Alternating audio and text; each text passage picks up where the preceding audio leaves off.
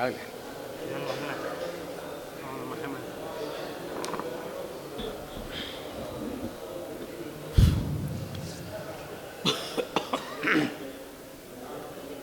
ಶ್ರೀ ಗುರುಭ್ಯೋ ನಮಃ ಪರಮಗುರುಭ್ಯೋ ನಮಃ.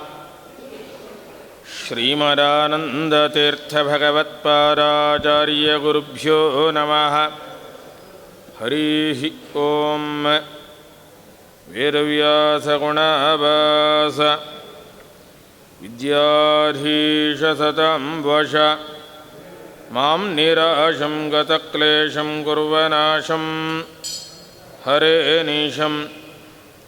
ವ್ಯಾಸಾಯ ಭವನಾಶಾಯ ಶ್ರೀಶಾಯ ಗುಣರಾಶಯೇ ಹೃದ್ಯಾಯ ಶುದ್ಧವಿದ್ಯಾಯ ಮಧ್ವಾಯ ಚ ನಮೋ ನಮಃ. ಆಚಾರ್ಯಃ ಪವನೋऽಸ್ಮಾಕಮಾಚಾರ್ಯಾಣಿ ಚ ಭಾರತಿ ದೇವೋ ನಾರಾಯಣ ಶ್ರೀಶಃ. ದೇವಿ ಮಂಗಲದೇವತಾ ಪೃಥ್ವೀಮಂಡಲಮಧ್ಯಸ್ಥಾಃ ಪೂರ್ಣಬೋಧಮತಾನುಗಾಃ ವೈಷ್ಣವಾ ವಿಷ್ಣುಹೃದಯಾಃ ತನ್ನಮಸ್ಸೇ ಗುರುನ್ಮಮ. ಅಸ್ಮದ್ಗುರುಸಮಾರಂಭಾಂ ಟೀಕಾಕೃತ್ಪಾರಮಧ್ಯಗಾಂ ಶ್ರೀಮದಾಚಾರ್ಯಪರ್ಯಂತಾಂ ವಂದೇ ಗುರುಪರಂಪರಾಂ. ಬ್ರಹ್ಮಚರ್ಯ ಹರಿಪ್ರೀತಿಸುವಿದ್ಯಾವರಶಾಲಿನಃ ಇಷ್ಟದಾನ್ ಕಷ್ಟಹರ್ತೃನ್ನಃ ವಿದ್ಯಾಮಾನ್ಯಾನ್ ಮುನೀನ್ ನುಮಃ. ಬಾಲ್ಯಪ್ರಭೃತಿಮೂಢಾತ್ಮಾ ಜನೋ ಯೇನ ಸುಶಿಕ್ಷಿತಃ ವಿಶ್ವೇಶತೀರ್ಥಗುರವೇ ನಮಸ್ತಸ್ಮೈ ದಯಾಳವೇ. ಶ್ರೀಗುರುಭ್ಯೋ ನಮಃ. ನಮೋ ಭಗವತೆ ತುಭ್ಯಂ ವಾಸುದೇವಾಯ ಧೀಮಹಿ ಪ್ರದ್ಯುಮ್ನಾಯ ನಿರುದ್ಧಾಯ ನಮಃ ಸಂಕರ್ಷಣಾಯ ಚ. ಭುಜಗಭೋಗಾಭಮುದ್ಯಮ್ಯ ಹೃದ್ಯಂ ನಿಜಭುಜಂ ದಕ್ಷಿಣಂ ಲಕ್ಷಣಾಢ್ಯಂ ಲಲಿತಮುದ್ಧೃತ್ಯ ವಿಜ್ಞಾನಮುದ್ರಂ ಭಜ ಭಜಾನಂತಮಿತ್ಯಾಲಪಂತಂ ಭವದವೋಷ್ಣೇನ ತಾತಪ್ಯಮಾನಾನ್ ಭುವಿ ಪರಂ ನಾಥಮಪ್ರೇಕ್ಷ್ಯಮಾಣಾನ್ ಭುವನಮನ್ಯೇನ ಚಾನ್ಯೇನ ದೋಷ್ಣ ಭವತು ಭೀರ್ಮೇತಿ ನ ಸಾಂತ್ವಯಂತಂ ಪ್ರಣತವಾನ್ ಪ್ರಾಣಿನಾಂ ಪ್ರಾಣಭೂತಂ ಪ್ರಣತಿಭಿಪ್ರೀಣಯೇ ಪೂರ್ಣಬೋಧಂ. ಸಮಚರಣಸರೋಜಂ ಸಾಂದ್ರನೀಲಾಂಬುದಾಭಂ ಜಘನನಿಹಿತಪಾಣಿಂ ಮಂಡನಂ ಮಂಡನಾನಾಂ ತರುಣತುಲಸಿಮಾಲಾಕಂಧರಂ ಕಂಜನೇತ್ರಂ ಸದಯಧವಲಹಾಸಂ ವಿಠ್ಠಲಂ ಚಿಂತಯಾಮಿ. ಮನ್ಮನೋಭೀಷ್ಟವರದಂ ಸರ್ವಾಭೀಷ್ಟಫಲಪ್ರದಂ ಪುರಂದರಗುರುಂ ವಂದೇ ದಾಸಶ್ರೇಷ್ಠಂ ದಯಾನಿಧಿಂ. ಅಜ್ಞಾನತಿಮಿರಚ್ಛೇದಂ ಬುದ್ಧಿಸಂಪತ್ಪ್ರದಾಯಕಂ ವಿಜ್ಞಾನವಿಮಲಂ ಶಾಂತಂ ವಿಜಯಾಖ್ಯಗುರುಂ ಭಜೆ. ಬುಧೈರಪಿ ಸುದುರ್ಬೋಧೆ ಗ್ರಂಥೆ ಜನ್ಮಮಸಾಹಸಂ ತತ್ಪಾರಯಂತು ನಿಪುಣಾಃ ಗುರುಪಾದರಜಃ ಕಣಾಃ. ಶ್ರೀಹರಯೇ ನಮಃ. ವಿಜಯದಾಸರ ಸುಳಾದಿಗಳ ಪರಿಚಯದ ಹಿನ್ನೆಲೆಯಲ್ಲಿ ಭಗವಂತನ ಕಪಿಲಾವತಾರದ ಚಿಂತನ ಕ್ರಮವನ್ನು ಕಪಿಲ ಸುಳಾದಿಯಲ್ಲಿ ದಾಸರು ತಿಳಿಸಿದ್ದಾರೆ. ಅದರ ಕೆಲವು ಅಂಶಗಳನ್ನು ನಿನ್ನೆಯ ದಿವಸ ನೋಡಿದ್ದೇವೆ. ಕಪಿಲ ರೂಪದ ಚಿಂತನೆಯ ಮುಖ್ಯ ಉದ್ದೇಶ ನಮ್ಮ ಎಲ್ಲ ಪ್ರಾರಬ್ಧ ಕರ್ಮದ ಬಂಧನವನ್ನು ಕಳೆದುಕೊಳ್ಳೋದಕ್ಕೆ. ದಾಸರಾಯರು ಮೊದಲೇ ಹೇಳುವಂತೆ ಬಲು ಕರ್ಮಬಂಧಗಳ ಮೋಚನವಾಗುವುದು. ಕರ್ಮಬಂಧನಗಳೆಲ್ಲ ಕಳಚಿ ಹೋಗಬೇಕಾದರೆ ಕಪಿಲನ ಸ್ಮರಣೆ. ಅದನ್ನು ನಾರಾಯಣವರ್ಮ ಕೂಡ ಉಲ್ಲೇಖ ಮಾಡಿದೆ. ಪಾಯಾದ್ ಗುಣೇಶಃ ಕಪಿಲಃ ಕರ್ಮಬಂಧಾತ್. ಪರಮಾತ್ಮನ ಕಪಿಲರೂಪ ಸ್ಮರಣೆ ಮಾಡಿದರೆ ಕರ್ಮಬಂಧನ ಕಳಚಿ ಹೋಗು. ಅಂತಹ ವೈಶಿಷ್ಟ್ಯ ಕಪಿಲ ರೂಪದಲ್ಲುಂಟು. ಪ್ರಾರಬ್ಧ ಕರ್ಮವಶಾತ್ ನಮ್ಮಿಂದ ದೋಷಗಳಾಗಿದ್ದರೂ ಅದಕ್ಕೆ ಬೇಕಾದ ಪರಿಹಾರವನ್ನು ಸೂಚಿಸುವಂತಹ ವಿಶಿಷ್ಟ ರೂಪ ಕಪಿಲ ರೂಪ. ಹಾಗಾಗಿ ಪರಮಾತ್ಮನಿಗೊಂದು ವಿಶಿಷ್ಟ ಹೆಸರನ್ನು ದಾಸರು ಉಲ್ಲೇಖ ಮಾಡುತ್ತಾರೆ. ಬಹಳ ಪ್ರಸಿದ್ಧವಾದದ್ದು ಕೃಪಣವತ್ಸಲ ಅಂತ. ಕೃಪಣರು ಅಂತಂದರೆ ಯಾರು? ಸಾಮಾನ್ಯ ಅರ್ಥದಲ್ಲಿ ಕೆಲವರು ಹೇಳೋದುಂಟು ಕೃಪಣ ಅಂದರೆ ಜಿಪುಣ. ಆದರೆ ಕೃಪಣ ಶಬ್ದಕ್ಕೆ ಪರಮಾತ್ಮನೇ ಅರ್ಥವನ್ನು ಹೇಳಿಕೊಟ್ಟಿದ್ದಾನೆ. ನಾವು ಹುಡುಕೋ ಅವಶ್ಯಕತೆಯೇ ಇಲ್ಲ. ಗೀತೆಯಲ್ಲಿ ಪರಮಾತ್ಮನೇ ಹೇಳುತ್ತಾನೆ, ಯಾರನ್ನ ಕೃಪಣರು ಅಂತ ಕರೀಬೇಕು ಅಂದರೆ ಕೃಪಣಾಹ ಫಲಹೇತವಃ. ಯಾವುದೋ ಒಂದು ಉದ್ದೇಶ ಇಟ್ಟುಕೊಂಡು ಕರ್ಮಾಚರಣೆ ಮಾಡು. ಯಾವುದೇ ಕೆಲಸ ಹೇಳಿ ಅದರಿಂದ ನಮಗೇನಾದರೂ ಲಾಭ ಇದೆ ಅಂತಾದರೆ ಮಾಡ್ತೇವೆ, ಇಲ್ಲದಿದ್ದರೂ ಇಲ್ಲ. ಫಲದ ಹಿನ್ನೆಲೆ ಇಟ್ಟುಕೊಂಡು ಕರ್ಮಾಚರಣೆ ಮಾಡುವವರು. ಯಾರು ಫಲಾಪೇಕ್ಷೆ ಇಲ್ಲದೆ ಯಾರಾದರೂ ಕೆಲಸ ಮಾಡುವವರಿದ್ದಾರಾ? ಒಂದು ಪ್ರಸಿದ್ಧ ಗಾದೆ ಇದೆ ಸಂಸ್ಕೃತದಲ್ಲಿ, ಪ್ರಯೋಜನಮನುದ್ದಿಶ್ಯ ನ ಮಂದೋಪಿ ಪ್ರವರ್ತತೆ ಅಂತ. ಬುದ್ಧಿಸ್ಥಿಮಿತ ಇಲ್ಲದವನಿಗೂ ಕೂಡ ಏನಾರು ಕೆಲಸ ಹೇಳಿದ್ರೆ ನಾನು ಯಾಕೆ ಮಾಡಲಿ ಅಂತ ಕೇಳುತ್ತಾನು. ಅದರಿಂದ ನನಗೇನು, ಏನೋ ಒಂದು ಲಾಭಾಪೇಕ್ಷೆ ಇಟ್ಟುಕೊಂಡೇ ಪ್ರತಿಯೊಬ್ಬರೂ ಕೆಲಸ ಮಾಡೋದು. ಪ್ರತಿಫಲಾಪೇಕ್ಷೆ ಇಲ್ಲದೆ ಯಾರೂ ಮಾಡೋಲ್ಲ. ಅಂದರೆ ಪ್ರತಿಫಲದ ಅಪೇಕ್ಷೆ ಇಟ್ಟುಕೊಂಡು ಕರ್ಮಾಚರಣೆ ಮಾಡೋದು ಲೋಕಪ್ರವೃತ್ತಿ ಹೌದು, ಇಲ್ಲ ಅಂತ ಹೇಳೋಲ್ಲ. ಆದರೆ ಗೀತೆ ಎಚ್ಚರಿಕೆ ಕೊಡತ್ತೆ, ಇಂತಹದ್ದೇ ಪ್ರತಿಫಲ ಬೇಕು ಅಂತ ಅಪೇಕ್ಷೆ ಇಟ್ಟುಕೊಂಡು ಕರ್ಮಾಚರಣೆ ಮಾಡಲಿಕ್ಕೆ ಹೊರಟ್ರೆ ಪಡೆದುಕೊಳ್ಳುವ ಯೋಗ್ಯತೆ ಇಲ್ಲದಿದ್ದಾಗ ಫಲ ಬರೋಲ್ಲ. ಫಲ ಇಲ್ಲ ಅಂತ ಕರ್ಮನಿಂದೆ ಮಾಡುವ ಮಟ್ಟಕ್ಕೆ ಹೋಗ್ತೇವೆ. ಕರ್ಮನಿಂದೆ ಅಷ್ಟೇ ಆದರೆ ಪರವಾಗಿಲ್ಲ, ಪರಮಾತ್ಮನನ್ನು ತನ್ಮೂಲಕ ನಿಂದೆ ಮಾಡುತ್ತೆ. ಬೇಕಾದಷ್ಟು ಜನ ಹೇಳ್ತಾರೆ, ಎಷ್ಟು ದೇವಸ್ಥಾನಕ್ಕೆ ಹೋಗಿದ್ದೀವಿ, ಎಷ್ಟು ಸೇವೆ ಮಾಡಿದ್ದೀವಿ, ದೇವ್ರಿಗೆ ಕಣ್ಣಿಲ್ರಿ. ದೇವರ ಕಣ್ಣನ್ನೇ ನಾವು ಕಿತ್ತಾಕ್ಬಿಡ್ತೀವಿ ಅಷ್ಟೆ.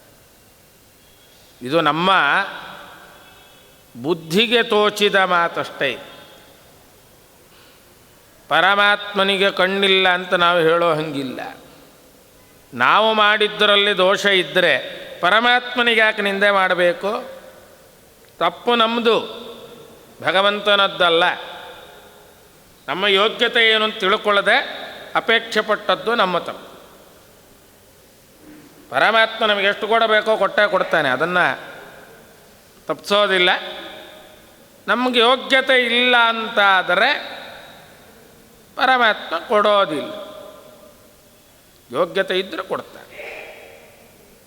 ಚಿಕ್ಕ ಮಗು ತಾಯಿಯ ಹತ್ತಿರ ಕೇಳುತ್ತೆ, ನನಗದು ಬೇಕು, ಇದು ಬೇಕು. ಅಮ್ಮ ಕೊಡ್ತಾಳೆ.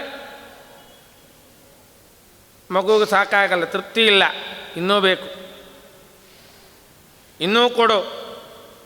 ಅಮ್ಮ ಹೇಳ್ತಾಳೆ, ಇದ್ದದ್ದೆಲ್ಲ ಖಾಲಿ ಆಯಿತು, ಮೇಲಿಟ್ಟದ್ದು ಗೊತ್ತು. ಅಕಸ್ಮಾತ್ ಮಗುವಿಗೆ ಕಾಣಿಸ್ತು, ಮಗು ಹಠ ಮಾಡುತ್ತೆ, ಮೇಲಿದೆಯಲ್ಲ ಕೊಡು. ಅಮ್ಮ ಏನು ಮಾಡ್ತಾಳೆ? ಕೊಡಲ್ಲ ಅಂತ ಹೇಳಿದ್ರೆ ಹಠ ಮಾಡುತ್ತೆ. ಸ್ವಲ್ಪ ಬುದ್ಧಿವಂತಿಕೆ ಮಾಡುತ್ತೆ. ತನ್ನ ಕೈ ಪೂರ್ತಿ ಮೇಲೆ ಕೆತ್ತರು ಸಿಗತ್ತೆ ಅಂತ ಗೊತ್ತು, ಅರ್ಧ ಕೈ ಎತ್ತು ಬಿಟ್ಟು ತೋರಿಸ್ತಾಳೆ, ನೋಡೋ ನನಗಿಷ್ಟೇ ಕೈ ಎತ್ತಕ್ಕಾಗೋದು, ಸಕ್ತಾ ಇಲ್ಲ, ನನಗೇನು ಮಾಡಲಿ? ಯಾಗಾರ ತಾಯಿ ಸುಳ್ಳು ಹೇಳಿಲ್ಲ. ತಾಯಿಗೆ ಮಗು ಬಗ್ಗೆ ಕರುಣೆನೇ ಇಲ್ಲ, ಕೇಳಿದರೂ ಕೊಡ್ತಾ ಇಲ್ಲ. ಯಾರಾದರೂ ಹೇಳ್ತೀವೇನೋ? ಇಲ್ಲ. ಆ ತಾಯಿಯನ್ನು ಪ್ರಶಂಸೆ ಮಾಡುತ್ತೇವೆ. ಬಹಳ ಬುದ್ಧಿವಂತಿಕೆಯಿಂದ ಮಗುವಿನ ಆರೋಗ್ಯಕ್ಕೆ ನೋಡ್ಕೊಳ್ತಾ ಇದ್ದಾರೆ ನೋಡ್ರಿ. ಉಪಾಯ ಮಾಡಿ ಮಗುವನ್ನು ಸುಮ್ಮನಾಗಿಸಿದ್ದಾರೆ. ಅದು ಸುಳ್ಳು ಹೇಳಿದ್ದಲ್ಲ. ಯಾಕೆಂದರೆ ಅದನ್ನು ಬಳಸಿದರೆ ಪರಿಣಾಮ ಆಗೋಲ್ಲ ಅಂತ ಗೊತ್ತು, ವಿಪರೀತ ಆಗತ್ತೆ ಅಂತ ಗೊತ್ತು. ಹಾಗೆ ಭಗವಂತನಿಗೆ ಗೊತ್ತು ಯಾರ ಯೋಗ್ಯತೆ ಎಷ್ಟು ಕೊಡಬೇಕು. ಅವನು ಕೊಟ್ಟಿಲ್ಲ ಅಂದರೆ ತಗೊಳ್ಳೋ ಯೋಗ್ಯತೆ ನಮಗಿಲ್ಲ ಅಂತ ಅರ್ಥ. ಆದರೆ ಪರಮಾತ್ಮನ ನಿಂದೆ ಮಾಡುತ್ತೇವೆ. ಅಂತಹ ಪ್ರವೃತ್ತಿ ಬರಬಾರ್ದು. ಕೇವಲ ನಮ್ಮ ಯೋಗ್ಯತೆ ಅಷ್ಟು ಕರ್ತವ್ಯ ಮಾಡಬೇಕು. ಭಗವಂತ ಕೊಡೋದನ್ನು ಕಾಲಕ್ಕೆ ಕೊಡ್ತಾನೆ. ಅದನ್ನೇ ದಾಸರು ಸೂಚನೆ ಮಾಡಿದ್ದು. ಯದೃಚ್ಛಾಲಾಭದಿಂದ ಪ್ರೋಚ್ಛನಾಗುವುದು. ಯದೃಚ್ಛಾಲಾಭ ಅಂತಂದರೆ ಭಗವಂತನ ಇಚ್ಛೆ. ಯದೃಚ್ಛಾ ಭಗವದಿಚ್ಛಾ. ಪರಮಾತ್ಮನಿಗೆ ಯತ್ ಅಂತ ಹೆಸರು ಇದೆ, ವಿಷ್ಣು ಸಹಸ್ರನಾಮದಲ್ಲೇ ಇದೆ. ಏಕೋ ನೈಕ ಸವಃ ಕಷ್ಟಿಂ ಯತ್ತತ್ಪದಮನುತ್ತಮಂ. ಯತ್ ಪರಮಾತ್ಮನ ಹೆಸರು. ಯಸ್ಯ ಇಚ್ಛಾ ಯದೃಚ್ಛ. ನಮ್ಮ ಕರ್ಮಾನುಸಾರ ಎಷ್ಟು ಕೊಡಬೇಕೋ ಕೊಡುತ್ತಾನೆ. ಅದರಲ್ಲಿ ತೃಪ್ತಿಯಿಂದ ಇರಬೇಕು. ವಿಪರೀತ ಅಪೇಕ್ಷೆ ಪಟ್ಟು ಕರ್ಮಾಚರಣೆ ಮಾಡಿದರೆ ಕೃಪಣರಾಗ್ತೆ. ಅಂತಹ ಕೃಪಣತನದ ಪರಿಣಾಮ ದೇವರನ್ನೂ ನಿಂದೆ ಮಾಡುವುದು, ದೇವರಿಗೆ ಬೈಯೋದು. ಪರಿಣಾಮ ಒಂದು ಹಂತದವರೆಗೆ ಗೊತ್ತಾಗೋಲ್ಲ. ಅದು ವಿಪರೀತ ಆದಾಗ ದುಃಖ ಅನುಭವಿಸಬೇಕು. ಹಾಗೆ ಅಂತ ಅವರನ್ನು ಪರಮಾತ್ಮ ತಿರಸ್ಕಾರ ಮಾಡುವುದಿಲ್ಲ. ಕಪಿಲರೂಪಿ ಭಗವಂತನಿಗೆ ಈ ಕೃಪಣವತ್ಸಲ ಶಬ್ದ ಬಹಳ ವಿಶೇಷವಾಗಿ ಅನ್ವಯ ಆಗತ್ತೆ. ಯಾಕೆಂದರೆ ಸಗರ ಪುತ್ರರು ತಿರಸ್ಕಾರ ಮಾಡಿದರು ಪರಮಾತ್ಮನನ್ನು. ಋಷಿ ರೂಪದಲ್ಲಿ ಕುಳಿತಿದ್ದ ಭಗವಂತನ ನಿಂದೆ ಮಾಡಿದರು. ಋಷಿಯಾಗಿ ಯಜ್ಞಯಾಗಗಳನ್ನು ಮಾಡಿಸಬೇಕಾದವ ಅಂಥದ್ದು ಅಶ್ವಮೇಧದ ಕುದುರೆ ಕದ್ದುಕೊಂಡು ಬಂದಿದ್ದಿ. ಕೋಟಿ ಅಶ್ವಮೇಧ ಕುದುರೆಗಳನ್ನು ಸೃಷ್ಟಿ ಮಾಡೋ ಸಾಮರ್ಥ್ಯ ಇರೋ ಭಗವಂತನಿಗೆ ಸಗರನ ಒಂದು ಕುದುರೆ ಯಾಕೆ ಬೇಕು? ಅವನು ಸಂಕಲ್ಪ ಮಾಡಿದರೆ ಅದ್ಭುತವಾಗಿ ಅಶ್ವಮೇಧ ಮಾಡಿಸ್ತಾನೆ. ಮಾಡಿಸಿದ್ದಕ್ಕೆ ಸಾಕ್ಷಿ ಇದೆ. ಏಕಾಹ ಅಶ್ವಮೇಧ ಅಂತ ಕರೆದಿದ್ದಾರೆ. ಹರಿವಂಶದಲ್ಲಿ ಕಥೆ ವಿಸ್ತಾರವಾಗಿ ವಸುದೇವನ ಕೈಯಿಂದ ಒಂದೇ ದಿವಸದಲ್ಲಿ ಅಶ್ವಮೇಧ ಯಾಗ ಪೂರ್ಣ ಮಾಡಿಸಿದ್ನಂತೆ. ಕಲ್ಪನೆ ಮಾಡಿಕೊಳ್ಳೋದು ಕಷ್ಟ. ಒಂದು ದಿನದ ಅಶ್ವಮೇಧ ಎಷ್ಟೋ ವರ್ಷಗಳು ಬೇಕು. ಯಾಕೆಂದರೆ ಮೊದಲು ಆ ಲಕ್ಷಣ ಇರೋ ಕುದುರೆ ಹುಡುಕಬೇಕು. ಯಾವ್ಯಾವುದೋ ಕುದುರೆ ತಂದು ನಿಲ್ಲಿಸಿ ಅಶ್ವಮೇಧ ಮಾಡೋ ಹಂಗಿಲ್ಲ. ಕುದುರೆಗೆ ಅನೇಕ ಲಕ್ಷಣಗಳನ್ನೇ ಹೇಳುತ್ತೆ. ಅಂತಹ ಸಲಕ್ಷಣ ಕುದುರೆಯನ್ನು ತಂದು ಪೂಜೆ ಮಾಡಿ ಅಗ್ನಿಯೆಲ್ಲ ಆಹುತಿ ಕೊಟ್ಟು ಸಂಕಲ್ಪ ಮಾಡಿ ಕುದುರೆಯನ್ನು ಸಂಚಾರಕ್ಕೆ ಬಿಡಬೇಕು. ಅದು ಸುತ್ತಾಡ್ಕೊಂಬರ್ಬೇಕು. ಇಡೀ ಭೂಮಂಡಲ ಸುತ್ತಾಕಬೇಕು. ಅದನ್ನು ಯಾರೂ ಕಟ್ಟಿ ಹಾಕಬಾರ್ದು. ಕಟ್ಟಿದರೆ ಅಂಥವ್ರ ಜೊತೆ ಯುದ್ಧ ಮಾಡಿ ಗೆಲ್ಲಬೇಕು ಅಶ್ವಮೇಧ ಮಾಡುವವನು. ಸೋತರೆ ಅಶ್ವಮೇಧ ಮುಗಿಯಿತು. ಅನೇಕ ವರ್ಷಗಳು ಬೇಕು. ಇಡೀ ಭೂಮಂಡಲ ಸುತ್ತಾಕಬೇಕಲ್ಲ ಕುದುರೆ. ಆದರೆ ಪರಮಾತ್ಮ ಒಂದೇ ದಿವಸದಲ್ಲೇ ಅಶ್ವಮೇಧ ಮಾಡಿಸಿದ್ದಂತೆ. ಒಂದು ದಿನದಲ್ಲಿ ಕುದುರೆ ಭೂಮಂಡಲ ಸುತ್ತಾಕಿ ಬಂತ? ಹೌದು. ಕುದುರೆ ಜೊತೆ ಹೋದವರು ಯಾರು? ಎಷ್ಟು ಸಮಯ ತಗೊಳ್ತು ಅಂದರೆ ಭೀಮಸೇನ ದೇವರನ್ನು ಕಳಿಸಿದ್ದಂತೆ ಪರಮಾತ್ಮ. ನೀನು ಹೋಗುವ. ಆ ಕುದುರೆ ಸುತ್ತಾಕ್ಲಕ್ಕೆ ತೆಗೆದುಕೊಂಡ ಸಮಯ ದಿನಸ್ಯ ಅಷ್ಟಮೇ ಭಾಗೆ. ದಿನಸ್ಯ ಅಷ್ಟಮೇ ಭಾಗೆ. ಹಗಲಿನ 8ನೇ ಒಂದಂಶ. ಹಗಲಿನ 8 ಭಾಗ 12 ಗಂಟೆ ಏನಿದೆ, ಆ 12 ಗಂಟೆಗಳನ್ನ 8 ಭಾಗ ಮಾಡಬೇಕು. 1.5 ಗಂಟೆ ಆಗ್ತದೆ. ಅಷ್ಟು ಸಮಯದೊಳಗೆ ಭೀಮಸೇನ ದೇವರು ಕುದುರೆಯ ಜೊತೆ ಹೋಗಿ ಇಡೀ ಭೂಮಂಡಲ ಸುತ್ತಾಕಿ ಎಲ್ಲ ರಾಜರನ್ನ ಗೆದ್ದು ಕಪ್ಪ ಕಾಣಿಕೆ ತಂದು ಒಪ್ಪಿಸಿದ್ರಂತೆ. ಸುಮ್ಮನೆ ಸುತ್ತಾಕ್ಕೊಂಡು ಬರಲಿಲ್ಲ. ಕಪ್ಪ ಕಾಣಿಕೆಗಳನ್ನು ಒಪ್ಪಿಸಿ ಯಾಗ ಪೂರ್ಣ ಮಾಡಿಸಿದ್ದಾರೆ. ಯಾಕೆಂದ್ರೆ ಅವ್ರಿಗೂ ಅಧಿಕಾರ ಇದೆ. ಸೋದರ ಮಾವ ಮಾಡ್ತಾ ಇರೋದು, ವಸುದೇವ ಯಜ್ಞ ಮಾಡ್ತಾ ಇರೋದು. ಹಾಗಾಗಿ ಸೋದರಳಿಯನಾಗಿ ಭೀಮಸೇನ ಕುದುರೆಯ ರಕ್ಷಣೆಗೆ ಹೋದ. ನೋಡೋವರಿಗೆ ಭೀಮಸೇನ ಇಲ್ಲೇ ಇದ್ದ ಯಾಗಶಾಲೆಯಲ್ಲಿ. ಅತ್ಯಲ್ಪ ಕಾಲದಲ್ಲಿ ಕುದುರೆ ಸುತ್ತಾಡಿಸಿಕೊಂಡು ಬಂದು ಯಜ್ಞ ಪ್ರಾರಂಭ ಆಗೋಯ್ತು. ಇಷ್ಟು ಅದ್ಭುತ ಸಾಮರ್ಥ್ಯ ಇರುವ ಭಗವಂತನಿಗೆ ಸಗರ ರಾಜನ ಒಂದು ಕುದುರೆ ಬೇಕಿತ್ತ. ಆರ ಸಗರ ಪುತ್ರರಿಗೆ ಅದು ಗೊತ್ತಿಲ್ಲ. ತಿರಸ್ಕಾರ ಮಾಡಿದರು, ನಿಂದೆ ಮಾಡಿದರು, ಬಾಯಿಗೆ ಬಂದಾಗ ಬೈದರು. ಪರಮಾತ್ಮ ಒಮ್ಮೆ ಕಂಡು ಬಿಟ್ಟು ನೋಡ್ದ ಅಷ್ಟೇ, ಎಲ್ಲ ಸುಟ್ಟು ಬೂದಿಯಾಗಿ ಬಿದ್ದರು. 60,000 ಜನ ಒಂದು ರೀತಿಯಲ್ಲಿ ಅಕಾಲ ಮೃತ್ಯು, ಋಷಿ ಶಾಪದ ಪರಿಣಾಮವಾಗಿ ಮರಣ ಹೊಂದಿತ್ತು. ಆದರೆ ಅವರಿಗೆ ಒಳ್ಳೆ ಗತಿ ಸಿಗಬೇಕು, ಅವರ ಪರವಾಗಿ ಅಂಶುಮಂತ ಪ್ರಾರ್ಥನೆ ಮಾಡುತ್ತಾನೆ. ನನ್ನ ಚಿಕ್ಕಪ್ಪಂದಿರಲ್ಲ, ಗೊತ್ತಿಲ್ಲದೆ ತಪ್ಪು ಮಾಡಿಬಿಟ್ಟಿದ್ದಾರೆ, ಅವರನ್ನು ಕ್ಷಮಿಸು. ಪರಮಾತ್ಮ ಉಪಾಯ ಹೇಳಿಕೊಟ್ಟ. ಈ ಎಲ್ಲರ ಅಸ್ಥಿಗಳನ್ನು ಗಂಗೆಯಲ್ಲಿ ವಿಸರ್ಜನೆ ಮಾಡೋ ಉದ್ಧಾರ ಆಗ್ತದೆ. ಶಾಸ್ತ್ರದ ಮಾತು. ಎಲ್ಲಿಯವರೆಗೆ ಮನುಷ್ಯರ ಅಸ್ಥಿಗಳು ಗಂಗಾತೋಯದಲ್ಲಿರ್ತಾವೆ ಅಷ್ಟು 1000 ವರ್ಷ ಬ್ರಹ್ಮಲೋಕದಲ್ಲಿ ವಾಸ ಮಾಡುವಂತೆ ಅನುಗ್ರಹ ಮಾಡ್ತಾನಂತೆ ಭಗವಂತ. ಧರ್ಮಸಿಂಧು ಹೇಳುತ್ತೆ, ಯಾವದಸ್ಥಿ ಮನುಷ್ಯಾಣ ಗಂಗಾತೋಯೇ ನಿಮಜ್ಜತಿ ತಾವದ್ ವರ್ಷ ಸಹಸ್ರಾಣಿ ಬ್ರಹ್ಮಲೋಕೆ ಮಹೀಯತೆ ಅಂತ ಶಾಸ್ತ್ರದ ನಿಯಮ. ಆದರೆ ಒಬ್ಬ ವ್ಯಕ್ತಿಯದ್ದೋ 4-6 ಜನರದ್ದೋ ಆದರೆ ತಗೊಂಡೋಗಿ ಗಂಗೆಯಲ್ಲಿ ಹಾಕ್ಬೋದು. 60,000 ಜನರದ್ದಿದೆ, ಯಾರು ತಗೊಂಡು ಹೋಗೋದು? ಹೇಗೋಯ್ತು? ಅದಕ್ಕೆ ಭಗೀರಥ ಉಪಾಯ ಮಾಡಿದ. ಇದನ್ನು ತಗೊಂಡೋಗಿ ಗಂಗೆಯಲ್ಲಿ ಹಾಕ್ಲಿಕ್ಕಾಗಲ್ಲ, ಗಂಗೆಯನ್ನೇ ಇದರ ಮೇಲೆ ಹರಿಸಿದ್ರೆ ಸುಲಭೋಪಾಯ ಅಲ್ಲ. ಅದಕ್ಕಾಗಿ ದೇವಲೋಕದಿಂದ ಗಂಗೆಯನ್ನು ಅನೇಕ ಹಂತರ ಪ್ರಯತ್ನ ಮಾಡಿ ಭಗೀರಥ ಪಾತಾಳಕ್ಕೊಯ್ದು ಆ ಅಸ್ಥಿಗಳ ಮೇಲೆ ಹರಿಸಿ ಅವರಿಗೆಲ್ಲ ಸದ್ಗತಿ ಆಗೋ ಹಾಗೆ ಮಾಡಿ ಅಂಥ ಉಪಾಯ ತಿಳಿಸಿಕೊಟ್ಟದ್ದಾರು ಮತ್ತೆ ಕಪಿಲರೂಪಿ ಪರಮಾತ್ಮನೇ. ಏನೋ ಗೊತ್ತಿಲ್ಲದೆ ತಪ್ಪು ಮಾಡಿಬಿಟ್ರು, ಅದರ ಪರಿಣಾಮ ದುಃಖ ಅನುಭವಿಸಿದರು. ಆದರೆ ಉದ್ಧಾರ ಆಗೋ ಮಾರ್ಗನೂ ತೋರಿಸಿದ. ಹಾಗಾಗಿ ಪರಮಾತ್ಮನಿಗೆ ಕೃಪಣ ವತ್ಸಲ, ಎಲ್ಲರನ್ನ ಕ್ಷಮಿಸಿ ಉದ್ಧಾರ ಮಾಡುವವ. ಅದನ್ನು ಅರ್ಥ ಮಾಡಿಕೊಂಡ್ರೆ ಪರಮಾತ್ಮ ಬಹಳ ಸುಲಭ ಅಂತಾನೆ. ಕಪಿಲಾವತಾರನು ಬಲ್ಲವಗೆ ಬಲು ಸುಲಭ. ಸರಿ, ಪರಮಾತ್ಮನ ಸ್ಮರಣೆ ಯಾವಾಗ ಮಾಡಬೇಕು? ಒಂದೇನೋ ದಾಸರ ಆರಂಭದಲ್ಲಿ ಹೇಳಿದ್ದಾರೆ, ಪ್ರಾತಃ ಕಾಲದಲ್ಲೆದ್ದು ಸಪಥ ಸಾರಿಗೆಯಲ್ಲಿ.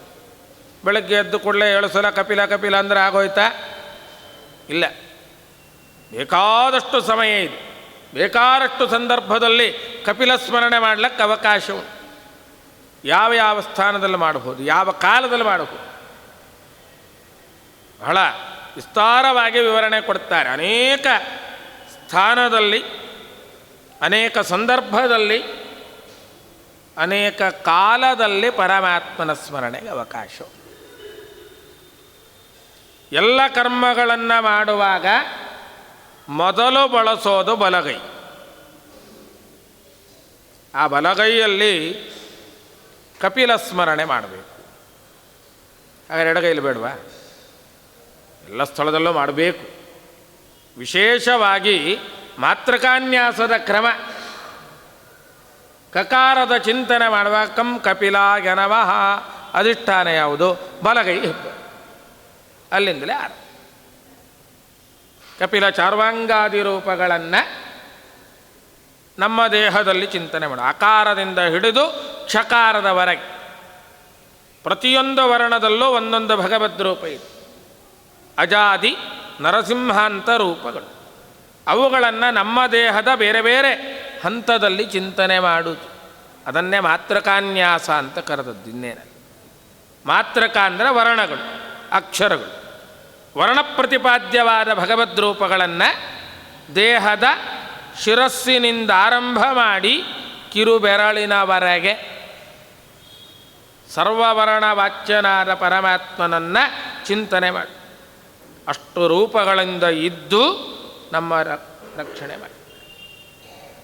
ಕಣ್ಣಿನಲ್ಲಿ ಚಿಂತನೆ ಮಾಡುವುದೊಂದು, ಇಂದ್ರಿಯ ಅಭಿಮಾನಿಯಾದ ಸೂರ್ಯಾಂತರ್ಗತನಾಗಿ ಎಲ್ಲ ವಸ್ತುಗಳನ್ನು ತೋರಿಸಿಕೊಡುತ್ತಾನೆ. ಆದ್ದರಿಂದ ಕಣ್ಣಿನಲ್ಲಿ ಆ ಜ್ಞಾನಕ್ಕನುಸಾರ ಕರ್ಮ ಪ್ರವೃತ್ತಿ. ಕೈಗಳಿಂದ ಬಲಗೈಯಲ್ಲಿ ಪರಮಾತ್ಮನ ಸ್ಮರಣೆ. ಹಾಗೆ ಕರ್ಮಾಚರಣೆಯಲ್ಲಿ ಮೊದಲನೇದ್ದು ಯಜನ, ಷಟ್ಕರ್ಮಗಳು ಅಂತ ಶಾಸ್ತ್ರದ ನಿಯಮ. ಚತುರ್ವರ್ಣದವರಿಗೂ ವಿಹಿತವಾದ ಕರ್ಮಗಳಿದ್ದಾವೆ. ಪ್ರಧಾನವಾಗಿ 6 ಒಂದು. ಯಾವುದ್ಯಾವುದು? ಯಜನ, ಯಾಜನ, ಅಧ್ಯಯನ, ಅಧ್ಯಾಪನ, ದಾನ, ಪ್ರತಿಗ್ರಹ. ಷಟ್ಕರ್ಮಗಳಿದ್ದಾವೆ. ಯಜ್ಞಯಾಗಗಳನ್ನು ಮಾಡುವಂಥದ್ದು,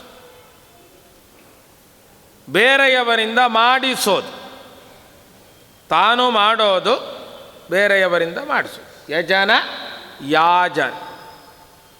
ತಾನು ಗುರುಮುಖೇನ ಚೆನ್ನಾಗಿ ಅಧ್ಯಯನ ಮಾಡೋದು, ತಾನು ಅಧ್ಯಯನ ಮಾಡಿದ್ದನ್ನು ಬೇರೆಯವರಿಗೆ ಹೇಳಿಕೊಡೋದು. ಅಧ್ಯಯನ, ಅಧ್ಯಾಪನ. ಮತ್ತು ತಾನು ಪರಮಾತ್ಮ ಕೊಟ್ಟದ್ದರಲ್ಲಿ ಒಂದಷ್ಟು ಭಾಗ ದಾನ ಕೊಡುವುದು. ಯೋಗ್ಯರಾದವರಿಗೆ ಯೋಗ್ಯ ಕಾಲದಲ್ಲಿ ಯೋಗ್ಯ ವಸ್ತುವನ್ನು ದಾನ ಕೊಡು. ಅದು ಸಾತ್ವಿಕ ದಾನ. ಗೀತೆ ಹೇಳ, ದಾತವ್ಯಮಿತಿ ಯದ್ದಾನಂ ದೀಯತೆ ಅನುಪಕಾರಿಣೆ. ನಮಗವರಿಂದ ಯಾವುದೇ ಉಪಕಾರದ ಪ್ರತಿಫಲದ ಅಪೇಕ್ಷೆ ಇಟ್ಟುಕೊಳ್ಳದೆ ಕರ್ಮಾಂಗವಾಗಿ ದಾನ ಮಾಡುವಂಥ. ಕೆಲವು ದಾನಗಳು ಕೊಡುತ್ತಾರೆ.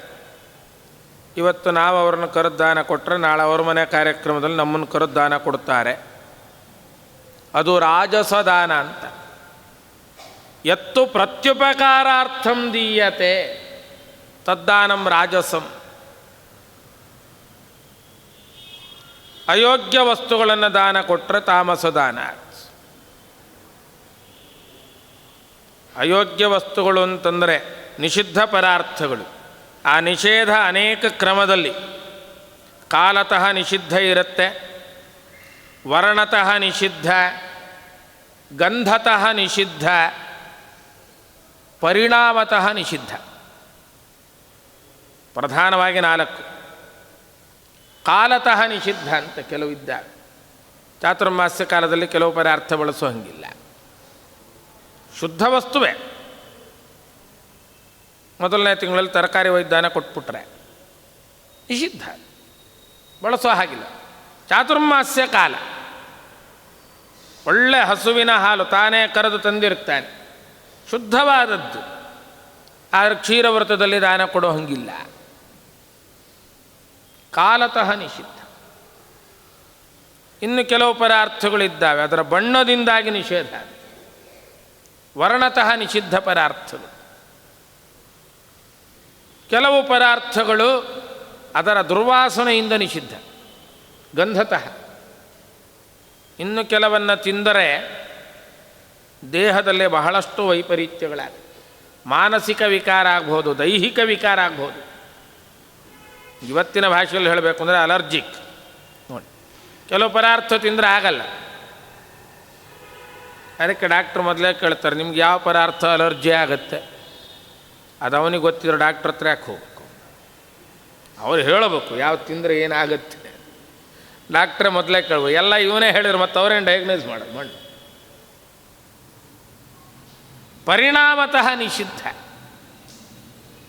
ದೈಹಿಕ ವಿಕಾರ ಆಗ್ಬೋದು, ಮಾನಸಿಕ ವಿಕಾರ ಆಗ್ಬೋದು.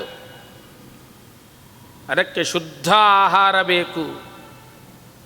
ಆಹಾರ ಶುದ್ಧೌ ಸತ್ವಶುದ್ಧಿ, ಸತ್ವಶುದ್ಧೌ ಧ್ರುವ ಸ್ಮೃತಿ. ಒಳ್ಳೆಯ ಆಹಾರ ತಿಂದರೆ ಮನಸ್ಸು ಶುದ್ಧವಾಗಿರುತ್ತೆ, ದೇಹ ಶುದ್ಧವಾಗಿರುತ್ತೆ. ಶುದ್ಧ ಮನಸ್ಸಿನಿಂದ ಏಕಾಗ್ರತೆಯನ್ನು ಪಡೆಯಬಹುದು, ಭಗವಂತನ ಸ್ಮರಣೆ ಮಾಡಬಹುದು. ದೈಹಿಕ ರೋಗ ಮಾನಸಿಕ ರೋಗ ಇದ್ದರೆ ಯಾವ ಉಪಾಸನೆಯೂ ಆಗೋದು. ಅದಕ್ಕೋಸ್ಕರ ಯೋಗ್ಯ ವಸ್ತುಗಳನ್ನು ಯೋಗ್ಯ ಕಾಲದಲ್ಲಿ ಯೋಗ್ಯ ವ್ಯಕ್ತಿಗೆ ದಾನ ಕೊಡಬೇಕು. ಬರೀ ದಾನ ಕೊಡೋದಷ್ಟೇ ಅಲ್ಲ, ಯೋಗ್ಯತೆ ಇದ್ದರೆ ಬೇರೆಯವರು ಕೊಟ್ಟದ್ದನ್ನು ದಾನ ಪಡೀಬೇಕು. ಸುಮ್ಮನೆ ದಾನ ತಗೊಂಡ್ರೆ ಸಾಲ್ತು, ಅದಕ್ಕೆ ತಕ್ಕ ಕರ್ಮಾಚರಣೆ ಬೇಕು. ಸುಮ್ಮನೆ ಮಾಡೋ ಹಂಗಿಲ್ಲ. ಯಾರೋ ಕೇಳಿದ್ರು ದಾನ ಕೊಟ್ಟು ಮುಗೀತು, ಇಲ್ಲ. ದಾನ ಪಡೆದವ ಅದನ್ನು ಸರಿಯಾಗಿ ಬಳಸಿರಬೇಕು. ಬರೀ ದಾನ ತಗೊಂಡ್ರೆ ಸಾಲದು, ದಾನಕ್ಕೆ ತಕ್ಕಷ್ಟು ಅವನಲ್ಲಿ ಸಿದ್ಧಿ ಇರಬೇಕು. ಮಂತ್ರ ಜಪಾದಿಗಳಿಂದ ಪಡೆದ ದಾನ ಯೋಗ್ಯ ಪ್ರತಿಫಲವನ್ನು ದಾನ ಕೊಟ್ಟವನಿಗೆ ಕೊಡುವಂತೆ ಮಾಡಬೇಕು. ಆಗ ದಾನ ತಗೊಳ್ಳೋದು ಸಾರ್ಥಕ ಆಗುತ್ತೆ. ದಾನದ ವೈಶಿಷ್ಟ್ಯ ಹೇಗಿರ್ತದೆ ಅಂದರೆ, ಒಂದು ಪ್ರಸಿದ್ಧವಾದ ಕಥೆ ಇದೆ. ಯಾರೋ ಒಬ್ಬ ರಾಜನಿಗೆ ಅಪಮೃತ್ಯು ಇತ್ತಂತೆ. ಆ ಅಪಮೃತ್ಯು ಪರಿಹಾರ ಆಗಬೇಕು ಅಂತಾದರೆ ಮೃತ್ಯುಂಜಯ ಜಪ, ಮೃತ್ಯು ಪಂಚಕ ದಾನ ಅಂತಿದೆ. ಆ ಮೃತ್ಯು ಪಂಚಕದಲ್ಲಿ ಒಂದು ಎಳ್ಳು ತಿಲ, ಬರೀ ತಿಲ ಅಲ್ಲ, ಸಹಿರಣ್ಯ ತಿಲ, ಸುವರ್ಣದ ಜೊತೆಗೆ ತಿಲದಾನ ಕೊಡಬೇಕು. ಅದಕ್ಕೆ ವಿಶೇಷವಾದ ಕ್ರಮ ಇದೆ. ಅವನು ಮಹಾರಾಜ, ಅದಕ್ಕೆ ತಕ್ಕಂತೆ ಮಂತ್ರ ಜಪ ಎಲ್ಲ ಮಾಡಿಸಿದ. ತಿಲದಾನ ಕೊಡಬೇಕು ಸಿದ್ಧ ಮಾಡಿಟ್ಟ. ಒಂದು ಪಾತ್ರೆಯಲ್ಲಿ ಎಳ್ಳನ್ನು ಹಾಕಿ ಅದರ ಮೇಲೆ ಸುವರ್ಣದ ಒಂದು ಪ್ರತಿಮೆಯನ್ನೇ ಇಟ್ಟಿದ್ದ. ದಾನ ತಗೊಳ್ಳಕ್ಕೆ ಬಂದರು. ಯಾರು ಬಂದರೂ ಆ ಪ್ರತಿಮೆ 3 ಬೆರಳು ತೋರ್ಸೋಕ್ಕೆ ಶುರು ಮಾಡಿತ್ತು. ನೋಡಿದವ್ರಿಗೆಲ್ಲ ಭಯ ಆಯಿತು, ಏನಿದೆ.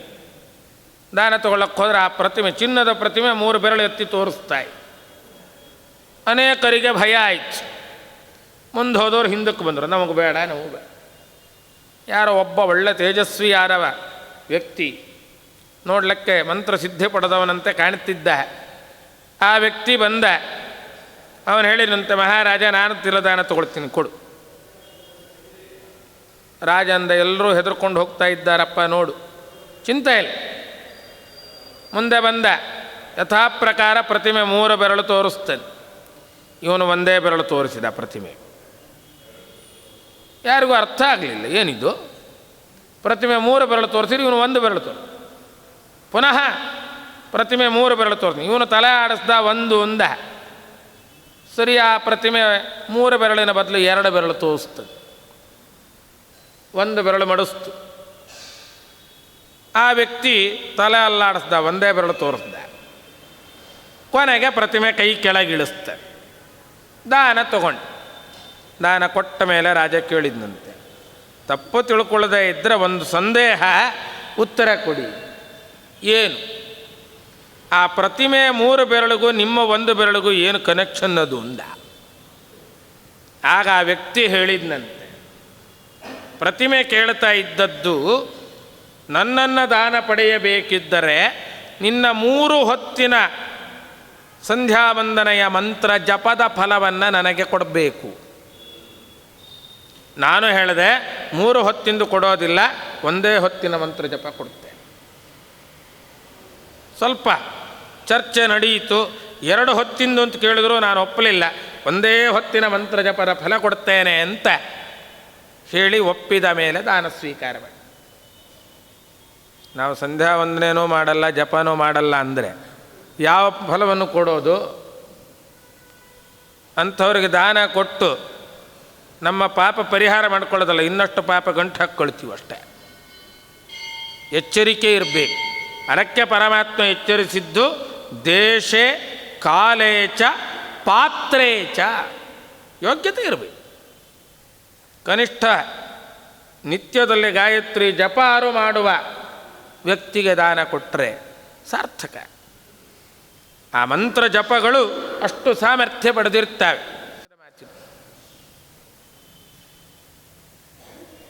ಭೂದಾನ ಯಾರಿಗೆ ಕೊಡಬೇಕು ಅಂತ. ಭೂದಾನ ಯಾರಿಗೆ ಕೊಡು? ಶಾಸ್ತ್ರದ ಮಾತು ಹೇಳುತ್ತೆ, ವೇದ ವೇದಾಂತ ತತ್ವಜ್ಞ ಸರ್ವಶಾಸ್ತ್ರ ವಿಶಾರದ ಸಸ್ಯ ಪೂರ್ಣಾಮಪಿ ಭುವಂ ಪ್ರತಿಗೃಹ್ಯ ನ ಲಿಪ್ಯತೆ. ಒಳ್ಳೆ ವೇದಾದಿಗಳ ಅಧ್ಯಯನ ಮಾಡಿ ನಿತ್ಯ ಶಾಸ್ತ್ರ ಪಾಠ ಪ್ರವಚನಾದಿಗಳು ಮಾಡಿಕೊಂಡು ಕ್ರಮಬದ್ಧ ಜೀವನ ಮಾಡುವ ವ್ಯಕ್ತಿ ಒಳ್ಳೆ ಬೆಳೆ ಬಂದು ನಿಂತ ಭೂಮಿಯನ್ನು ದಾನ ತೆಗೆದುಕೊಂಡರೂ ಅವನಿಗೇನೂ ಸಮಸ್ಯೆ ಇಲ್ಲ. ಬೆಳೆ ಬಂದು ನಿಂದಂಥ ಭೂಮಿ ಅಂದರೆ ಏನದು? ಶಾಸ್ತ್ರದ ಕ್ರಮ. ಸುಮ್ಮನೆ ಭೂದಾನ ತಗೊಂಡ್ರೆ ಪ್ರಯೋಜನ ಇಲ್ಲ. ಆ ಭೂದಾನಕ್ಕೆ ಪ್ರತಿಯಾಗಿ ಅನೇಕ ಲಕ್ಷ ಸಂಖ್ಯೆಯ ಮಂತ್ರ ಜಪ ಮಾಡಬೇಕು. ಬೆಳೆ ಬಂದಿದ್ದರೆ ಒಂದೊಂದು ತೆನೆಗೆ 1,000ದಂತೆ ಜಪ ಮಾಡಬೇಕಂತೆ. ಒಂದು ತೆನೆಗೆ 1,000 ಜಪ ಆಗತ್ತೇನೋ? ಸಾಧ್ಯವೇ ಇಲ್ಲ. ಸರಿ, ಯಾಕೆ ಎಣಸೋಕೆ ಆಗಲ್ಲ, ಏನು ಮಾಡು? ಅದಕ್ಕೆ ಶಾಸ್ತ್ರ ಹೇಳ್ತು, ನಿರಂತರ ವೇದ ಪಾರಾಯಣದಿಂದ ಆ ಮಂತ್ರ ಜಪದ ಫಲ ಅವನಿಗಿರುತ್ತದೆ. ಕನಿಷ್ಠ ಅಯುತಂ 10,000 ಜಪಾರು ಮಾಡಿರಬೇಕು. ಅದು ದಾನ ಪಡೆದವನಿಗೆ ಪ್ರತಿಬಂಧಕ ಆಗೋಲ್ಲ, ಕೊಟ್ಟವನ ದೋಷ ನಿವೃತ್ತಿ. ಬರೀ ಪ್ರತಿಗ್ರಹ ಮಾತ್ರ ಪ್ರಯೋಜನ ಇಲ್ಲ, ಅದಕ್ಕೆ ತಕ್ಕ ಆಚರಣೆ ಇರಬೇಕು, ವಿಶೇಷ ಕ್ರಮ. ಹಾಗಾಗಿ ಷಟ್ಕರ್ಮಗಳು ಕ್ರಮಬದ್ಧವಾಗಿದ್ದರೆ ವಿಶೇಷ. ಅದರಲ್ಲಿ ಮೊದಲನೇದ್ದು ಯಜ್ಞ ಮಾಡುವಂಥದ್ದು. ಯಜ್ಞಕಾಲದಲ್ಲಿ ಒಂದು ಎಚ್ಚರಿಕೆ ಬೇಕು. ಏನು? ಬಳಸುವ ಮಂತ್ರಗಳ ಬಗ್ಗೆ ಗಮನ ಇರಬೇಕು. ಯಾವ ಮಂತ್ರ ಹೇಳ್ತಾ ಇದ್ದೀವಿ, ಅದು ಯಾವ ಉದ್ದೇಶದಿಂದ ಹೇಳಿದ್ದು. ಕೆಲವು ಮಂತ್ರಗಳು ಮೇಲ್ನೋಟಕ್ಕೆ ಬೇರೆ ಬೇರೆ ದೇವತೆಗಳನ್ನು ಹೇಳಿಬಿಡ್ತಾರೆ. ಒಬ್ಬನೇ ದೇವತೆಯ ಮಂತ್ರ ಆದರೂ ಒಂದೊಂದು ಸಂದರ್ಭದಲ್ಲಿ ಒಂದೊಂದು ಮಂತ್ರ ಬಳಸುವುದು. ಎಲ್ಲ ಮಂತ್ರಗಳು ಎಲ್ಲ ಕಾಲದಲ್ಲಿ ಬಳಸೋ ಹಂಗಿಲ್ಲ ನೋಡಿ. ಗಣಪತಿ ಮಂತ್ರ, ಪ್ರಸಿದ್ಧವಾದ ಗಣಪತಿ ಸೂಕ್ತ. ಆತೂನ ಇಂದ್ರಕ್ಷುಮಂತಂ ಚಿತ್ರಂ ಗ್ರಾಭಂ ಸಂಗೃಭಾಯ ಮಹಾಹಸ್ತಿ ದಕ್ಷಿಣೇನ ಅಂತ ಗಣಪತಿ ಸೂಕ್ತ ಅಂತ ಕರೀತಾರೆ. ಆದರೆ ಈ ಮಂತ್ರವನ್ನು ವಿವಾಹ ಕಾಲದಲ್ಲಿ ಸಿಂಧೂಪಕ್ಕೆ ಹೇಳುತ್ತಾರೆ. ಗಣಪತಿ ಮಂತ್ರಕ್ಕವರೆಗೂ ಏನ್ರಿ ಸಂಬಂಧ? ಅಲ್ಲಿ ಗಣಪತಿ ಮಂತ್ರತ್ವೇನ ಬಳಸಿದ್ದಲ್ಲ, ಒಂದೇ ಮಂತ್ರವನ್ನು ಬೇರೆ ಬೇರೆ ಸಂದರ್ಭದಲ್ಲಿ ಬೇರೆ ಬೇರೆ ಉದ್ದೇಶಕ್ಕೆ ಬಳಸೋದು. ಅದಕ್ಕೆ ಯಾವ ಮಂತ್ರ ಹೇಳೋರಿದ್ರೂ ಮೊದಲು ಋಷಿ ಛಂದಸ್ಸು ಹೇಳ್ತೀವಿ ನಾವು. ಅದರಲ್ಲಿ ಕೊನೆಯಲ್ಲಿ ಒಂದು ಸಾಲಿದೆ ನೋಡಿ, ವಿನಿಯೋಗ, ಯಾವುದಕ್ಕೆ ಬಳಸಿದ್ದೀವಿ ಅಂತ ಹೇಳು. ಆಪೋಹಿಷ್ಟ ಮಂತ್ರ ಪ್ರೋಕ್ಷಣೆಗೂ ಬಳಸಬಹುದು, ಮಾರ್ಜನಕ್ಕೂ ಬಳಸ್ಬೋದು. ಸಂಧ್ಯಾ ವಂದನೆಯಲ್ಲಿ ಮಾರ್ಜನೆ ಮಾಡಿಕೊಳ್ತೀವಿ. ಅದೇ ಹೋಮ ಮುಗಿಯಿತು, ಕಲಶ ಪ್ರೋಕ್ಷಣೆ ಮಾಡುವಾಗಲೂ ಆಪೋಹಿಷ್ಟಾಮಯೋಭೋ ಏನ್ರಿ ಸಂಧ್ಯಾ ವಂದನೆ ಮಂತ್ರ ಇಲ್ಲಿ ಹೇಳೋದ ಅಂದರೆ ಅದರ ಹೆಸರೇ ಮಾರ್ಜನ ಮಂತ್ರ. ಶುದ್ಧಿ ಮಾಡುವಂಥದ್ದು, ಪಾಪದಿಂದ ಶುದ್ಧಿ, ದೇಹದ ಶುದ್ಧಿ, ಭೂಶುದ್ಧಿ ನೋಡಿ. ಮನೆಯಲ್ಲಿ ಜಾತಾ ಶೌಚೋ ಮೃತಾ ಶೌಚೋ ಪುಣ್ಯಾಹವಾಚನೆ ಮಾಡಿಸ್ತಾರೆ. ಆಮೇಲೆ ಆ ಪುಣ್ಯಾಹದ ನೀರನ್ನ ಮನೆಗೆಲ್ಲ ಕಡೆ ಪ್ರೋಕ್ಷಣೆ. ಆಪೋಹಿಷ್ಟಾಮಯೋಭವ ಯಾರಿಗೆ? ಗೋಡೆ ಬಾಗಿಲಿಗೆ ಆಪೋಹಿಷ್ಟಾನ? ಹೌದು. ಆ ಶೌಚ ಕಾಲದಲ್ಲಿ ಆದ ಸ್ಪರ್ಶ ದೋಷ ಅದು ಮಾರ್ಜನ ಅಂದರೆ ತೊಳೀಬೇಕು. ಯಾವ ಉದ್ದೇಶಕ್ಕೆ ಮಂತ್ರ ಬಳಸ್ತಾ ಇದ್ದೇವೆ? ಎಚ್ಚರಿಕೆ. ಆ ಎಚ್ಚರಿಕೆಯನ್ನು ಕೊಟ್ಟು ಕ್ರಮಬದ್ಧವಾಗಿ ಯಜ್ಞಯಾಗಗಳನ್ನು ಪೂರ್ಣ ಮಾಡಿಸು. ಯಜ್ಞ ಮಾಡಿದಾಗ ಸರಿ, ನಿತ್ಯದಲ್ಲೂ ಪಂಚಮಹಾಯಜ್ಞಗಳು ನಡೆಯಬೇಕು. ಅತಿಥಿ ಅಭ್ಯಾಗತರ ಸತ್ಕಾರ, ದೇವರ ಪೂಜೆ, ವೈಶ್ವದೇವ, ಬಲಿಹರಣ, ಈ ಎಲ್ಲ ಯಜ್ಞಗಳು ಅಂತಲೇ ಪ್ರಸಿದ್ಧ. ಔಪಾಸನ ಹೋಮ ಅದು ಯಜ್ಞವೇ. ವೈಶ್ವದೇವ ಯಜ್ಞ, ನಿತ್ಯ ಭಗವಂತನ ಪೂಜೆ ಯಜ್ಞ, ಬಲಿಹರಣ ಅದು ಯಜ್ಞ, ನಿತ್ಯದಲ್ಲಿ ಅತಿಥಿ ಅಭ್ಯಾಗತರಿಗೆ ಮಾಡುವ ಸತ್ಕಾರ ಅಧಿಷ್ಠಾನ ಬೇರೆ, ಅದು ಪೂಜೆನೇ, ಪರಮಾತ್ಮನ ಪೂಜೆ. ಅದಕ್ಕೆ ದಾಸರು ಸೂಚನೆ ಕೊಡುತ್ತಾರೆ ಹರಿಕಥಾಮೃತ ಸಾರದಲ್ಲಿ, ಈ ಸಮಸ್ತ ಪ್ರಾಣಿಗಳಲ್ಲಿ ರಮೇಶನಿಹನೆಂದರಿತು ಅವರ ಅಭಿಲಾಷೆಗಳ ಪೂರೈಸುವುದು ಮಹಾಯಜ್ಞ. ಪ್ರತಿಯೊಬ್ಬರಿಗೆ ಸತ್ಕಾರ. ಅನ್ನದಾನಕ್ಕಂತೂ ಪಾತ್ರ ನೋಡೋ ಹಂಗಿಲ್ಲ. ಬೇರೆ ದಾನ ಕೊಡಬೇಕಾದ್ರೆ ಯೋಗ್ಯತೆ ಉಂಟೋ ಇಲ್ಲೋ. ಅನ್ನದಾನಕ್ಕೆ ಅನ್ನಸ್ಯ ಕ್ಷುಧಿತಂ ಪಾತ್ರಂ, ಯಾರು ಹಸಿದಿದ್ದಾನೆ ಅವನಿಗೆ ಅನ್ನ ಹಾಕಿ. ಹೊಟ್ಟೆ ತುಂಬಿದವ್ರನ್ನ ಕರೆದು ಊಟಕ್ಕೆ ಹಾಕಿದ್ರೆ ಪ್ರಯೋಜನ ಇಲ್ಲ. ಹಸಿದವನಿಗೆ ಅನ್ನ ಕೊಟ್ಟರೆ ತೃಪ್ತಿ ಪಡ್ತಾನೆ, ಮನಃಪೂರ್ವಕ ಆಶೀರ್ವಾದ ಮಾಡ್ತಾನೆ. ಏನು ನಿತ್ಯ ಊಟ ಆದಮೇಲೆ ಹೇಳ್ತೀವಲ್ಲ, ಅನ್ನದಾತಃ ಸುಖೀ ಭವ. ಸಂಸ್ಕೃತ ಗೊತ್ತಿದ್ದವ್ರು ಅದನ್ನೇ ಹೇಳ್ಬೋದು. ಬೇರೆಯವ್ರು ಹೇಳ್ತಾರೆ ಹೊಟ್ಟೆ ತುಂಬ ಅನ್ನ ಹಾಕಿದ್ದೀಯಪ್ಪ ಚೆನ್ನಾಗಿರೋ, ಆಯ್ತಲ್ಲ. ಬೇರೆ ಯಾವ ದಾನ ಕೊಡ್ರಿ ತೃಪ್ತಿಯಿಂದ ಈ ಮಾತು ಯಾರೂ ಹೇಳೋಲ್ಲ. ದಾನ ತೊಗೊಂಡಿರ್ತಾರೆ, ಅಲ್ಲಿ ಸಂತೋಷ ಅಂತಾರೆ, ಆಚೆ ಹೋದ್ಮೇಲೆ ಶುರು ಆಗಿರ್ತೀವಿ. ಬೇಕಾದಷ್ಟಿದೆ, ಇನ್ನೊಂದು ಸ್ವಲ್ಪ ಕೊಡ್ಲಿಕ್ಕೆ ಏನಾಗಿತ್ತು ಇವರಿಗೆ. ಊಟಕ್ಕೆ ಕೂತಾಗ ಇನ್ನೊಂದು ಸ್ವಲ್ಪ ಹಾಕ್ಲಿಕ್ಕೆ ಏನಾಗಿತ್ತು ಅಂತ ಯಾರೂ ಹೇಳೋಲ್ಲ. ಹೊಟ್ಟೆ ತುಂಬ ಊಟ ಮಾಡಿ ಇನ್ನೊಮ್ಮೆ ಹಾಕ್ಲಿಕ್ಕೆ ಬಂದರೆ ಖಂಡಿತ ಬೇಡ ಅಂತ ತೃಪ್ತಿಪಡಿಸೋದು ಅನ್ನ. ಎರಡು ತೃಪ್ತಿ ಕೊಡುತ್ತದೆ ಅಂತ ಪ್ರಾಚೀನರ ಮಾತು. ಒಂದು ಅನ್ನದಾನ, ಇನ್ನೊಂದು ವಿದ್ಯಾದಾನ. ಅನ್ನದಾನ ತಾತ್ಕಾಲಿಕ ತೃಪ್ತಿ ಕೊಡ್ತದಂತೆ, ವಿದ್ಯಾದಾನ ಜೀವಮಾನ ಇಡೀ ತೃಪ್ತಿ ಕೊಡ್ತದೆ. ಅವರು ಕಲಿಸಿರೋ 4 ಅಕ್ಷರದಿಂದ ಜೀವಮಾನ ಇಡೀ ನೆಮ್ಮದಿಯಾಗಿದ್ದೀವಪ್ಪ. ಅನ್ನದಾನಂ ಪರಂ ದಾನಂ ವಿದ್ಯಾದಾನ ಮತಃ ಪರಂ. ಅನ್ನೇನ ಕ್ಷಣಿಕಾ ತೃಪ್ತಿ. ಹೊಟ್ಟೆ ತುಂಬಿತು, ಇನ್ನೇನೋ ಬೇಡ, ರಾತ್ರಿ ಮತ್ತೆ ಊಟ ಬೇಕು, ಆಯ್ತಲ್ಲ. ತೃಪ್ತಿ ಎಷ್ಟು ಹೊತ್ತದೋ ತಿಂದದ್ದು ಜೀರ್ಣ ಆಗುವಷ್ಟು ಹೊತ್ತು, ಆಮೇಲೆ ಮತ್ತೆ ಬೇಕು, ಪೂರ್ಣ ತೃಪ್ತಿ. ವಿದ್ಯೆ ಹಾಗಲ್ಲ, ಒಮ್ಮೆ ಕಲಿತು ಬಿಟ್ಟರೆ ಜೀವಮಾನ ಇಡೀ ತೃಪ್ತಿ ಕೊಡುವಂಥದ್ದು. ಹಾಗಾಗಿ ಉಳಿದೆಲ್ಲ ದಾನಗಳಿಗಿಂತ ವಿದ್ಯಾದಾನಕ್ಕೆ ಪ್ರಾಶಸ್ತ್ಯ. ಅದರ ನಂತರದ ಸ್ಥಾನ ಅನ್ನದಾನ. ಅದಕ್ಕೆ ಹಸಿದಾಗ ಅನ್ನ ಕೊಟ್ಟವ, ವಿದ್ಯೆ ಹೇಳಿಕೊಟ್ಟವ ಅವ ತಂದೆಗೆ ಸಮಾನ. ಅನ್ನದಾತ ಭಯತ್ರಾತ ವಿದ್ಯಾದಾತ ತಥೈವ ಚ ಜನಿತಾ ಚ ಉಪನೀತಾ ಚ ಪಂಚೈತೆ ಪಿತರ ಸ್ಮೃತ. 5 ಜನರನ್ನು ಪಿತೃಗಳು ಅಂತ ಕರಿಬೇಕಂತೆ. ಹಸಿದಾಗ ಅನ್ನ ಹಾಕಿ ಜೀವ ಉಳಿಸಿದವ, ಆಪತ್ತಿನಲ್ಲಿ ರಕ್ಷಣೆ ಕೊಟ್ಟವ, ವಿದ್ಯೆ ಹೇಳಿಕೊಟ್ಟವ, ಜನ್ಮ ಕೊಟ್ಟವ, ಉಪನಯನಾದಿ ಒಳ್ಳೆ ಸಂಸ್ಕಾರವನ್ನು ಕೊಟ್ಟವ. ಇವರೆಲ್ಲ ಪಿತೃಗಳು ಅಂತ ಕರೆಸ್ಕೊಳ್ಳುವ ಆ ವೈಶಿಷ್ಟ್ಯ ಉಂಟು. ಹಾಗೆ ಯಜ್ಞಗಳಲ್ಲಿ ಅನ್ನದಾನವೂ ಒಂದು ಯಜ್ಞ. ನಿತ್ಯದಲ್ಲಿ ಪಂಚಮಹಾಯಜ್ಞಗಳು ನಡೆಯಿವೆ. ನಿತ್ಯ ಅನ್ನದಾನ ಮಾಡಲಿಕ್ಕೆ ಎಲ್ಲರೂ ಆಗುತ್ತೆ. ಮನೆಯವ್ರ ಹೊಟ್ಟೆ ತುಂಬಿಸಿದ್ರೆ ಸಾಕಾಗಿದೆ, ಉಳಿದವ್ರಿಗೆ ಎಲ್ಲಿಂದ ಕರೆದು ಹಾಕೋದು.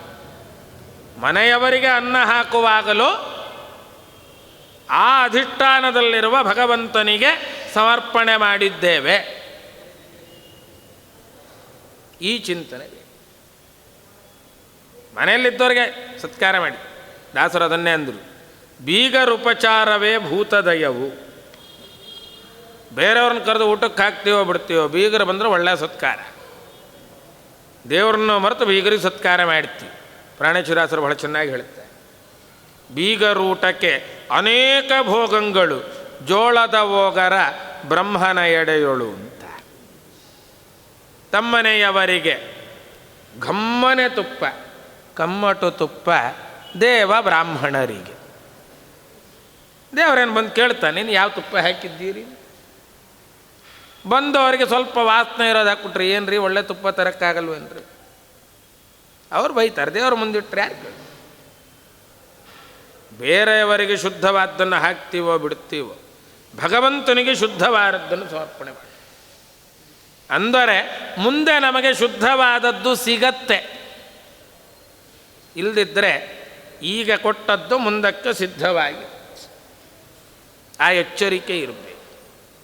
ಹಾಗಾಗಿ ನಿತ್ಯ ಮಾಡುವ ಯಜ್ಞಗಳಲ್ಲೂ ಕಪಿಲ ಸ್ಮರಣೆ ಬೇಕು.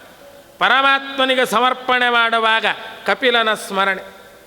ಕಪಿಲಾತ್ಮಕ ದಿವ್ಯೇನ ಚಕ್ಷುಷಾಪಿ ಅವಲೋಕಯ. ನೈವೇದ್ಯಕ್ಕಿಟ್ಟದ್ದನ್ನು ದೇವರು ಬಂದು ತಿಂತಾನಂತ ಕೇಳ್ತೀವಿ. ಅವನು ತಿನ್ನಬೇಕಾಗಿಲ್ಲ, ನೋಡ್ತಾನೆ ಸಾಕು. ನೋಡಿದ್ರೆ ಗೊತ್ತಾಯ್ತು. ಅವನು ಎಕ್ಸ್ಪರ್ಟು, ಯಾವ್ದು ಶುದ್ಧ ಯಾವ್ದು ಅಶುದ್ಧ ಅಂತ ಅವನು ಗೊತ್ತಿಲ್ಲ. ಒಳ್ಳೆ ಅಡುಗೆ ಮಾಡೋರು ಇರ್ತಾರಲ್ಲ, ಅವ್ರು ನೋಡಿದರೆ ಹೇಳ್ಬಿಡ್ತಾರೆ. ನೋಡ್ರಿ, ನೋಡುವಾಗಲೇ ಅದರ ಅವ್ಯವಸ್ಥೆ ಆಗಿದೆ ಅಂತ. ಏನು ನೀವೇನು ತಿಂದಿದ್ದೀರ ತಿನ್ಬೇಕೇನು ನೋಡಿದ್ರೆ ಗೊತ್ತಾಗಲೇನು ಹಣೆ ಬರಹ ಅಂತಾರೆ ಅವರು. ಅಷ್ಟೇ, ನೋಡಿದ್ರೆ ಗೊತ್ತು. ಪರಮಾತ್ಮ ಎಲ್ಲವನ್ನು ಸಿದ್ಧ ಮಾಡುವವ, ಅವನಿಗೆ ಗೊತ್ತಿಲ್ಲೇನು? ಅದಕ್ಕೆ ಕಪಿಲ ರೂಪಿಯಾದ ಭಗವಂತ ಒಮ್ಮೆ ನೋಡಿದರೂ ಸಾಕೆಲ್ಲ ಶುದ್ಧ ಆಗುತ್ತೆ. ಹಾಗಾಗಿ ಪರಮಾತ್ಮನ ಪೂಜಾ ಕಾಲದಲ್ಲಿ ನೈವೇದ್ಯ ಸಮರ್ಪಣೆ ಮಾಡೋದು ಒಂದು ಯಜ್ಞ. ನೈವೇದ್ಯಕ್ಕಿಡೋದಂದ್ರೆ ಸುಮ್ಮನೆ ಅಲ್ಲ. ಅದಕ್ಕೆ ದಾಸರಂತಾರೆ ನೈವೇದ್ಯ ಸಮಯದಲ್ಲಿ ಬಹಳ ಎಚ್ಚರಿಕೆ. ನೈವೇದ್ಯ ಸಮಯದಲ್ಲಿ ಕಪಿಲನ ಸ್ಮರಣೆ. ಯಾಕೆಂದರೆ ಅದು ಶುದ್ಧ ಆಗೋದು ಭಗವಂತನ ದೃಷ್ಟಿಯಿಂದ. ಅಶುದ್ಧತೆಯನ್ನು ಹೋಗಲಾಡಿಸಿ ಶುದ್ಧ ಮಾಡ್ತಾನೆ ಕಪಿಲ ಸ್ಮರಣೆ. ಅದಕ್ಕೆ ನೈವೇದ್ಯ ಅಂದರೆ ನಮ್ಮ ಲೆಕ್ಕದಲ್ಲಿ ಬೇರೆ. ಇರೋ ಅಡುಗೆ ಎಲ್ಲ ದೇವರ ಮುಂದಿಟ್ಟು ಅದರ ಸುತ್ತ ಒಂದಷ್ಟು ನೀರು ಚೆಲ್ಲಿ ಮೇಲೊಂದು ಹಿಡಿ ತುಳಸಿ ಹಾಕಿರೋ ನೈವೇದ್ಯ ಆಯಿತು, ನಮ್ದು ಮುಗೀತು. ಆದರೆ ನೈವೇದ್ಯ ಶಬ್ದದ ಅರ್ಥ ಬಹಳ ವಿಸ್ತಾರವಾದ. ನಿವೇದನ, ಅಪೀಲಿಂಗ್. ಪರಮಾತ್ಮನ ಮುಂದೆ ನಿವೇದನ ಮಾಡುವುದು. ಏನು ನಿವೇದನ ಮಾಡುವುದು? ನಾವೇನೇನು ಅಡುಗೆ ಮಾಡಿದ್ದೀವಿ ಅಂತ ಪರಮಾತ್ಮನಿಗೆ ಲಿಸ್ಟ್ ಕೊಡಬೇಕಾ? ಏನದು ನೈವೇದ್ಯ ಮಾಡುವುದಂದರೆ ಏನು? ವಿಜಯದಾಸರು ಅದಕ್ಕೇ ಒಂದು ಸುಳಾದಿ ಮೀಸಲಾಗಿಟ್ಟಿದ್ದಾರೆ. ನೈವೇದ್ಯ ಪ್ರಕರಣ ಸುಳಾದಿ.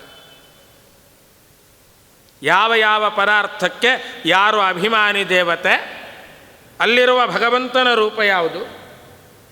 ಅನ್ನಾಭಿಮಾನಿ ಚಂದ್ರ, ಅಲ್ಲಿ ಕೇಶವ. ಪರಮಾನ್ನದಲ್ಲಿ ಭಾರತಿ, ನಾರಾಯಣ. ಪ್ರತಿಯೊಂದು ಅಭಿಮಾನಿ ದೇವತೆ, ಅಲ್ಲಿರುವ ಭಗವಂತನ ರೂಪ. ಇದನ್ನು ಚಿಂತನೆ ಮಾಡಿ ಭಗವಂತನಿಗೆ ನಿವೇದನೆ ಮಾಡೋದು. ಏನಂತ? ಪರಮಾತ್ಮನಿಗೆ ಅರಿಕೆ ಮಾಡಿಕೊಳ್ಳುವುದು. ಯಾವ ರೀತಿ ಅರಿಕೆ ಮಾಡುವುದು? ಭಗವಂತ, ನನ್ನೊಳಗೆ ನಿಯಾಮಕನಾಗಿ ನೀನು ಕೂತಿದ್ದಿ, ನಿನ್ನದೊಂದು ರೂಪ ನನ್ನೊಳಗಿದೆ. ಆ ರೂಪವನ್ನೇ ನಾನು ಪೂಜೆ ಮಾಡೋದಕ್ಕೆ ಎದುರಿಗಿಟ್ಟುಕೊಂಡ ಪ್ರತೀಕದಲ್ಲಿ ಆವಾಹನೆ ಮಾಡಿದ್ದೀನಿ. ನೀನೇ ಅಲ್ಲಿ ಬಂದು ಕೂತ್ಕೊಂತ ಪ್ರಾರ್ಥನೆ ಮಾಡಿದ್ದೀನಿ. ಪೂಜೆ ಆರಂಭ ಅದೇ. ಸ್ವಾಮಿನ್ ಸರ್ವ ಜಗನ್ನಾಥ ಯಾವತ್ ಪೂಜಾವಸಾನಗಂ ತಾವತ್ವಂ ಪ್ರೀತಿಭಾವೇನ ಬಿಂಬೆ ಅಸ್ಮಿನ್ ಸನ್ನಿಧೋ ಭವ. ನಮ್ಮ ಪೂಜೆ ಮುಗಿಯೋವರೆಗೆ ಈ ಪ್ರತೀಕದಲ್ಲಿ ಬಂದು ಕೂತ್ಕೋ, ಪ್ರಾರ್ಥನೆ ಮಾಡಿ. ನನ್ನೊಳಗಿರುವ ನಿನ್ನ ರೂಪವನ್ನು ಪ್ರತೀಕದಲ್ಲಿ ನಾನು ಚಿಂತನೆ ಮಾಡಿದ್ದೀನಿ. ಆ ನೀನೇ ಈ ಎಲ್ಲ ಪದಾರ್ಥಗಳಲ್ಲಿ ಆಯಾ ಅಭಿಮಾನಿ ದೇವತೆಗಳಲ್ಲಿ ಒಂದೊಂದು ರೂಪದಿಂದ ಕೂತಿದ್ದಿ. ಅಂತಹ ನೀನು ಈ ಪದಾರ್ಥಗಳನ್ನು ಶುದ್ಧ ಮಾಡಿ ಮತ್ತೆ ನಮ್ಮೊಳಗೆ ಬಂದು ಸನ್ನಿಹಿತನಾಗಿ ಆ ಪದಾರ್ಥಗಳು ದೇಹಕ್ಕೆ ಅನುಗುಣವಾಗುವಂತೆ ಮಾಡು. ತಿಂದ ಆಹಾರ ಸರಿಯಾಗಿ ಜೀರ್ಣ ಆಗಬೇಕಲ್ಲ. ಜೀರ್ಣವಾದದ್ದು ಬುದ್ಧಿಯನ್ನು ಶುದ್ಧ ಮಾಡಲಿಕ್ಕೆ ಪೂರಕ ಆಗಬೇಕು. ಏನು ತಿಂದಿದ್ದಾನೋ ಅದೇ ಬುದ್ಧಿ ಅಂತ ಬೈತೇವೋ? ಇಲ್ಲ. ಅದು ಶುದ್ಧವಾಗಿದ್ದರೆ ಬುದ್ಧಿ ಶುದ್ಧ ಆಗಿರುತ್ತೆ. ಹಾಗಾಗಿ ಪದಾರ್ಥದಲ್ಲಿರುವ ರೂಪ, ಪ್ರತೀಕದಲ್ಲಿರುವ ರೂಪ, ನಮ್ಮ ಬಿಂಬರೂಪ ಒಂದೇ ಅಂತ ಚಿಂತನೆ ಮಾಡೋದು ನೈವೇದ್ಯ. ಅದು ನಿವೇದನ. ಅದನ್ನು ಸರಿಯಾಗಿ ಮಾಡಿದರೆ ಪರಾರ್ಥ ಶುದ್ಧವಾಗಿ. ಅದಕ್ಕಾಗೆ ಆ ಭಗವದ್ರೂಪಗಳ ಸ್ಮರಣೆ ಮನಸ್ಸಿಗೆ ಬರಲಿ ಅಂತಲೇ ಪ್ರಾಚೀನರೊಂದು ಉಪಾಯ ಮಾಡಿದರು. ನೈವೇದ್ಯವನ್ನು ಮಾಡುವಾಗ ದ್ವಾದಶ ಸ್ತೋತ್ರ ಹೇಳ್ರಿ. ದ್ವಾದಶ ಸ್ತೋತ್ರದಲ್ಲಿ ಅನಂತ ಭಗವದ್ರೂಪಗಳ ಚಿಂತನೆ ಇದೆ. ಆ ಅನಂತ ರೂಪಾತ್ಮಕನಾದ ಭಗವಂತ ನಾವಿಟ್ಟ ಪದಾರ್ಥದ ರಸವನ್ನು ಸ್ವೀಕರಿಸಿ ಪ್ರಸಾದ ರೂಪವಾಗಿ ನಮಗದನ್ನು ಇಟ್ಟಿರ್ತಾನೆ. ನೋಡಿಯೇ ಶುದ್ಧ ಮಾಡ್ತಾನೆ. ಅದಕ್ಕೆ ನೋಡುವ ರೂಪ ಕಪಿಲ ರೂಪ. ಕಪಿಲಾತ್ಮಕ ದಿವ್ಯೇನ ಚಕ್ಷುಷಾಪಿ ಅವಲೋಕಯ. ನೈವೇದ್ಯ ಸಮಯದಲ್ಲಿ ಕಪಿಲನ ಸ್ಮರಣೆ ಮಾಡಿ. ಹಾಗೆ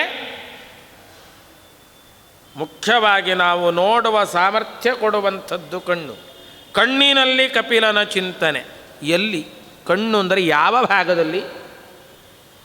ದಾಸರು ಎಷ್ಟು ಸೂಕ್ಷ್ಮವಾಗಿ ಹೇಳುತ್ತಾರೆ ಅಂತ ಗಮನಿಸಬೇಕು. ಕಣ್ಣು ಅಂದರೆ ಬರೀ ಆಕಾರ ಅಲ್ಲ, ಕುರುಡನಿಗೂ ಆಕಾರ ಇರ್ತದೆ. ಹಾಗಾದ್ರೆ ಅವನು ಕಣ್ಣಿದೆಯಾ? ಅಲ್ಲ. ಆ ಆಕಾರದಲ್ಲಿ ಒಂದಂಶ ಸ್ಪಷ್ಟ ಕಾಣೋಲ್ಲ, ನೋಡ್ಬೋದು. ಕಣ್ಣಿಲ್ಲದವರಿಗೆ ಕಣ್ಣಿನ ಆಕಾರ ಇದೆ, ಕಣ್ಣಿನ ಮಧ್ಯದಲ್ಲಿ ಕಪ್ಪಾದ ಅಂಶ ಕಾಣೋಲ್ಲ, ಅದು ಬಿಳಿ ಆಗ್ಬಿಟ್ಟಿರುತ್ತೆ. ಚಕ್ಷುರಿಂದ್ರಿಯ ನಷ್ಟವಾಗಿದೆ, ಕಣ್ಣು ಕಾಣೋಲ್ಲ. ಕಣ್ಣು ಹೊರಟೋಯ್ತು, ಇದ್ದದ್ದು ಹೋಯಿತು. ಎಲ್ಲಿ ಹೋಯ್ತು? ಅಲ್ಲಿದ್ದ ಭಗವದ್ರೂಪ ಅಂತರ್ಧಾನ ಹೊಂದಿತು. ಎಲ್ಲಿತ್ತು? ಕಪ್ಪಾದ ಬಿಂದುವಿನಲ್ಲಿ. ಅಲ್ಲೇ ಕಪಿಲನ ಸ್ಮರಣೆ. ದಾಸರು ಸ್ಪಷ್ಟ ಹೇಳುತ್ತಾರೆ, ಕಂಗಳ ಕಪ್ಪಿನಲ್ಲಿ ಕಪಿಲನ ಸ್ಮರಣೆ. ಕಂಗಳ ಕಪ್ಪಿನಲ್ಲಿ ಕಪ್ಪಾದ ಅಂಶ. ಚಕ್ಷು ಕೃಷ್ಣ ತಾರಾಗ್ರವರ್ತಿ ಅಂತ ಪ್ರಾಚೀನರ ಮಾತು. ಕೃಷ್ಣ ತಾರ ಅಗ್ರವರ್ತಿ. ಕಪ್ಪಾದ ಬೊಂಬೆಯ ತುದಿ ಕಣ್ಣ ಬೊಂಬೆ ಅಂತ ಕರೀತೇವೆ, ಕಣ್ಣ ಪಾಪೆ ಅಂತ ಕರೀತೇವೆ. ಅದರ ತುದಿಯಲ್ಲಿ ಇರುವಂಥದ್ದು ಅಗ್ರವರ್ತಿ, ಕಪ್ಪಾದ ಅಂಶ. ಅಲ್ಲಿ ಭಗವಂತನ ಕಪಿಲ ರೂಪದ ಚಿಂತನೆ. ಅದನ್ನೇ ಹರಿಕಥಾಮೃತಸಾರ ಮತ್ತೆ ಸ್ಪಷ್ಟಪಡಿಸ್ತು. ನೇತ್ರದಿ ಕಪಿಲ.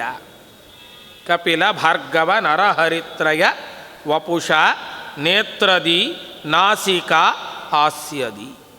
ನೇತ್ರದಿ ಕಪಿಲ, ಕಂಗಳ ಕಪ್ಪಿನಲ್ಲಿ, ಹೃದಯ ಸ್ಥಾನದಲ್ಲಿ ಬಿಂಬರೂಪನಾಗಿ ಅಲ್ಲಿದ್ದು ನಮಗೆ ಜ್ಞಾನ ಕೊಡ್ತಾನಲ್ಲ. ನಮ್ಮ ಸಂಸಾರದ ಬಂಧನವನ್ನು ಕಳಚಿ ಅನುಗ್ರಹ ಮಾಡ್ತಾರೆ. ಭಗವಂತನ ರೂಪ ಹೃದಯದಲ್ಲಿ ಕಾಣಿಸ್ತೋ ಎಲ್ಲ ದುಃಖ ಕಳಚಿ ಹೋಗುತ್ತೆ. ಭಿದ್ಯತೆ ಹೃದಯ ಗ್ರಂಥಿ ಛಿದ್ಯಂತೆ ಸರ್ವ ಸಂಶಯಾ ಕ್ಷೀಯಂತೆ ಚಾಸ್ಯ ಕರ್ಮಾಣಿ ತಸ್ಮಿನ್ ದೃಷ್ಟೇ ಪರಾವರೆ. ಹೃದಯಾಕಾಶ ಮಧ್ಯದಲ್ಲಿ ಭಗವಂತನ ರೂಪ ಕಾಣಿಸಿದರೆ ಎಲ್ಲ ದುಃಖ ದೂರ.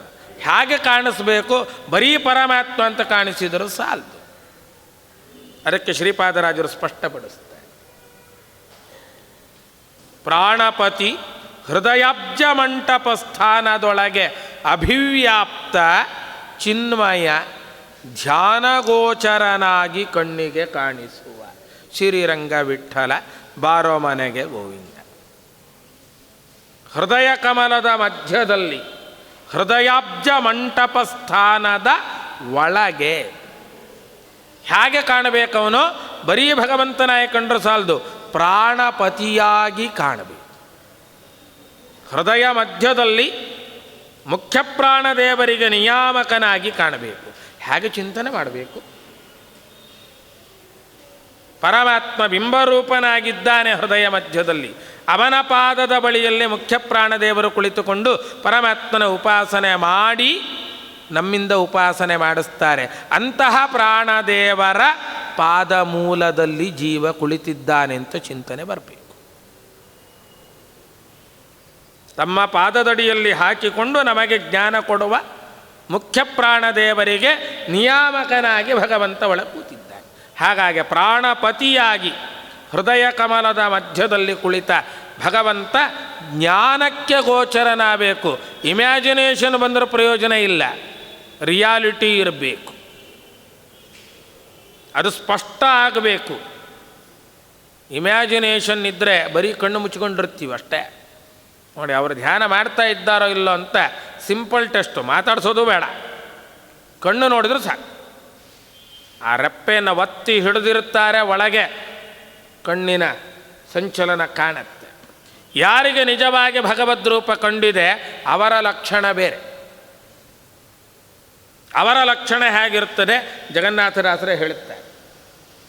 ಬಿಗಿದ ಕಂಠದಿಂ ದೃಗ್ಬಾಷ್ಪಗಳಿಂ ನಗೆ ಮೊಗದಿಂ ರೋಮಗಳೊಗೆದು ಮಿಗೆ ಸಂತೋಷದಿ ನೆಗೆದಾಡುತ್ತ ನಾಲ್ಮೊಗನ ಅಯ್ಯನ ಗುಣ ಪೊಗಳಿ ಹಿಗ್ಗುವುದೇ ಫಲವಿದು ಬಾಳುವುದೇ. ಕಣ್ಣು ಪೂರ್ತಿ ಮುಚ್ಚೋಲ್ಲ. ಯಾರಿಗೆ ಹೃದಯ ಮಧ್ಯದಲ್ಲಿ ಭಗವಂತ ಕಂಡ ಅವರ ಕಣ್ಣು ಪೂರ್ತಿ ಮುಚ್ಚಿರೋಲ್ಲ, ಅರ್ಧ ತೆರೆದಿರುತ್ತೆ.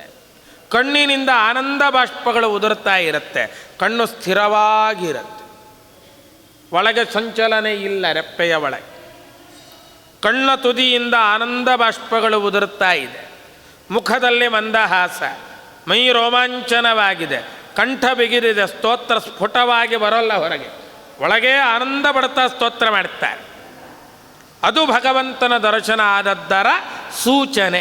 ಆ ಹಂತಕ್ಕೆ ಹೋದರೆ ನಾವು ಬದುಕಿದ್ದು ಸಾರ್ಥಕ, ನಮ್ಮ ಉಪಾಸನೆಗೆ ಫಲ ಸಿಗುತ್ತಾ ಇದೆ ಅಂತ ಅರ್ಥ. ಸಿಕ್ಕಿರೆ ಅಂತ ಹೇಳೋ ಹಂಗಿಲ್ಲ, ಸಿಗ್ತಾ ಇದೆ. ಯಾಕೆಂದರೆ ಯಾವಾಗ ಬೇಕಿದ್ರೂ ಆ ರೂಪ ಮರೆ ಆಗಬಹುದು. ನಮ್ಮ ಸಾಧನೆ ಪೂರ್ಣ ಆದರೆ ನಿರಂತರ ಕಾಣುತ್ತದೆ. ಸ್ವಲ್ಪ ವ್ಯತ್ಯಾಸ ಆಯಿತು ಸಾಧನೆಯಲ್ಲಿ, ರೂಪ ಅದೃಶ್ಯ ಆಗಿ ಬಿಡುತ್ತದೆ. ಶೇಷದಾಸರ ಒಂದು ಕೃತಿ ಎಚ್ಚರಿಕೆ ಕೊಡುತ್ತದೆ, ಗಮನಿಸಬೇಕು. ಕೆಲವೊಮ್ಮೆ ಹೇಳ್ತೀವಿ, ಏನು ಮಾಡೋಕ್ಕಾಗತ್ರಿ, ಆತ್ಮೀಯರು ಬಂಧುಗಳು ಬಿಡೋಕ್ಕಾಗತ್ತ, ತುಂಬ ಒತ್ತಾಯ ಮಾಡ್ತಾರೆ, ಹೋಗಿ ಬರ್ತೀವಿ, ಏನಿ ನಮ್ಮವರಲ್ವ. ಆ ಅಭಿಮಾನವೂ ಕೆಲವೊಮ್ಮೆ ನಮ್ಮ ಉಪಾಸನೆಗೆ ವಿಘ್ನ ಆಗುತ್ತೆ. ಶೇಷದಾಸರು ಒಮ್ಮೆ ಬಂಧುಗಳ ಒತ್ತಾಯಕ್ಕೋಸ್ಕರ ಕಟ್ಟು ಬಿದ್ದು ಅವರ ಮನೆಗೆ ಹೋಗಿ ಆಹಾರ ಸ್ವೀಕಾರ ಮಾಡಿದ್ರಂತೆ. ಅಲ್ಲಿ ಉಪಾಸನೆ ಸರಿಯಾಗಿ ನಡೆದಿರಲಿಲ್ಲ. ಪರಿಣಾಮ ಉಂಡದ್ದೆಲ್ಲ ವಾಂತಿ ಆಯಿತು. ಧ್ಯಾನಕ್ಕೆ ಕೂತರೆ ಪರಮಾತ್ಮನ ರೂಪ ಕಾಣಲಿಲ್ಲಂತೆ. ಶಾಸ್ತ್ರದ ಮಾತಿದೆ, ಯಾಚಗೆ ಶ್ರೋತ್ರಿಯಸ್ಯ ಅನ್ನ ತದಭಾವೆ ಜಲಂಪಿವೆ. ಯೋಗ್ಯರಲ್ಲದವರ ಮನೆಯ ಅನ್ನ ತಿಂದರೆ ಭಗವಂತನ ರೂಪ ಮರೆಯಾಗತ್ತೆ. ಕೆಲವು ದಿನ ಭಗವದ್ರೂಪ ಕಾಣಲಿಲ್ಲಂತೆ, ಆಗ ಪ್ರಾರ್ಥನೆ ಮಾಡ್ತಾರೆ. ಒಂದು ಸುಳಾದಿ ಇದೆ ಶೇಷದಾಸರು ಮಾಡಿ, ಇನ್ನೆಷ್ಟು ಕಾಲಕ್ಕೆ ಮರೆಯಾದಂತೆ ಮಾಡುವಿ, ಇನ್ನು ಎಷ್ಟು ಕಾಲಕ್ಕೆ ಮರೆ ಆದಂತೆ ಮಾಡುವಿ. ನೀನು ಮರೆಯಾಗುವವನಲ್ಲ, ಮಾಡಿದ ತಪ್ಪನ್ನು ಎಚ್ಚರಿಸಲಿಕ್ಕೆ ಸ್ವಲ್ಪ ಮರೆಯಾದಂತೆ ಇರ್ತಿ. ನಾವು ಪರಮಾತ್ಮನನ್ನು ಮರೆತರೆ ಅವನು ನಮ್ಮಿಂದ ದೂರದಲ್ಲಿದ್ದಂತೆ ಕಾಣುತ್ತೆ, ಮರೆಯದಿದ್ದರೆ ಹತ್ತಿರ ಇರ್ತಾನೆ. ಆ ಎಚ್ಚರಿಕೆ ಬೇಕು ಅಂತ ಅರ್ಥ. ಅಂತಹ ಒಂದು ವಿಶಿಷ್ಟವಾದ ಚಿಂತನೆ ಹೃದಯ ಸ್ಥಾನದಲ್ಲಿ ಭಗವಂತನ ಚಿಂತನೆ ಇರಬೇಕು. ಹೀಗೆ ಅನೇಕ ಹಂತದಲ್ಲಿ ಕಪಿಲ ರೂಪದ ಚಿಂತನೆಯ ಸ್ಥಾನಗಳನ್ನು ಸಾಕಷ್ಟು ನಿರ್ದೇಶನ ಮಾಡ್ತಾರೆ ದಾಸರು. ಸಾಧ್ಯವಿದ್ದಷ್ಟು ಏಕಾಂತದಲ್ಲೇ ಭಗವತ್ ಚಿಂತನೆ ಮಾಡಿ, ಪ್ರತಿಕೂಲವಿಲ್ಲದ ಸ್ಥಳದಲ್ಲಿ ಅಂತ. ನಾವಂತೂ ಏನು ರೀ ದೇವರ ಧ್ಯಾನ ಮಾಡ್ಲಿಕ್ಕೆ ಎಲ್ಲಿದ್ರೆ ಜನ ಇದ್ರೇನಂತ, ನಮ್ಮ ಪಾಡಿಗೆ ನಾವು ಧ್ಯಾನ ಮಾಡ್ತೀವಪ್ಪ. ನಮ್ಮ ಪಾಡಿಗೆ ನಾವು ಮಾಡಿದರೆ ಚಿಂತೆ ಇಲ್ಲ. ಯತ್ರ ಏಕಾಗ್ರತಾ ತತ್ರ ವಿಶೇಷಾತೋಮ್ ಅಂತ ಬ್ರಹ್ಮಸೂತ್ರ ಹೇಳುತ್ತೆ. ಎಲ್ಲಿದ್ದರೆ ಏಕಾಗ್ರತೆ ಬರುತ್ತೋ ಅಲ್ಲಿ ಮಾಡಿರಿ. ಏಕಾಗ್ರತೆ ಬರೋದೇ ಸಾಧನೆಯ ಮುಖ್ಯೋದ್ದೇಶ. ಆದರೆ 10 ಜನರಿದ್ದಾಗ ಏಕಾಗ್ರತೆ ಸಿದ್ಧಿಸೋದು ಕಷ್ಟ. ಯಾರೋ ಮಾತಾಡಿಸ್ತಾರೆ, ಇನ್ನೇನೋ ಉತ್ತರ ಕೊಡ್ತೀವಿ. ಮಾನಸಿಕವಾದ ಏಕಾಗ್ರತೆ ಭಗ್ನ ಆಗತ್ತೆ. ಅದಕ್ಕೆ ಪ್ರತಿಕೂಲವಿಲ್ಲದ ಸ್ಥಳದಲ್ಲಿ ವಿಶಿಷ್ಟವಾದ ಮಾತಿದೆ. ಇಂಥ ಅನೇಕ ಅಂಶಗಳನ್ನು ದಾಸರು ಒಂದೊಂದು ನುಡಿಯಲ್ಲೂ ಕೂಡ ತುಂಬಿ ಇಟ್ಟಿದ್ದಾರೆ. ಪರಮಾತ್ಮ ನಮ್ಮ ಸುತ್ತ ಸುಳಿಯುವಂತೆ ಹಾದಿ ತೋರಿಸಿದ ಕೃತಿಗಳೇ. ಹಾಗಾಗಿ ಅದಕ್ಕೆ ಸುಳಾದಿ ಅಂತ. ಭಗವಂತ ಸುತ್ತಮುತ್ತ ಸುಳಿಯುವ ಹಾದಿ ಅದು. ಅದನ್ನು ನಾವು ಬಳಸಿಕೊಂಡರೆ ದಾಸರ ಅವರ ಅಂತರ್ಯಾಮಿಯಾದ ಭಗವಂತನ ಅನುಗ್ರಹ ನಮಗಾಗೋದಕ್ಕೆ ಸಾಧ್ಯ ಅಂತ ಹೇಳ್ತಾ ಈ 4 ದಿನದ ಚಿಂತನೆಯನ್ನು ಅಸ್ಮದ್ಗುರುವಂತರ್ಗತ ಭಾರತೀಯ ರಮಣ ಮುಖ್ಯ ಪ್ರಾಣಾಂತರ್ಗತ ಶ್ರೀ ಪಾಂಡುರಂಗ ವಿಠ್ಠಲಾತ್ಮಕ ಲಕ್ಷ್ಮೀ ನೃಸಿಂಹಾರ್ಪಣಮಸ್ತು ಸರ್ವೇಂದ್ರಿಯ ಪ್ರೇರಕೇಣ ಶ್ರೀ ಪ್ರಾಣಪತಿನೇರಿತಃ ಯದವೋಚಮಹಂ ತೇನ ಪ್ರೀಯತಾಂ ಕಮಲಾಲಯಃ ಕರ್ಮಣಾ ಮನಸಾ ವಾಚಾ ಯಾಚೇಷ್ಟಾ ಮಮ ನಿತ್ಯಶಃ ಕೇಶವಾರಾಧನೆ ಸಾಸ್ಯಾತ್ ಜನ್ಮ ಜನ್ಮಾಂತರೇಷ್ವಪಿ ಶ್ರೀಹರೇ ನಮಃ.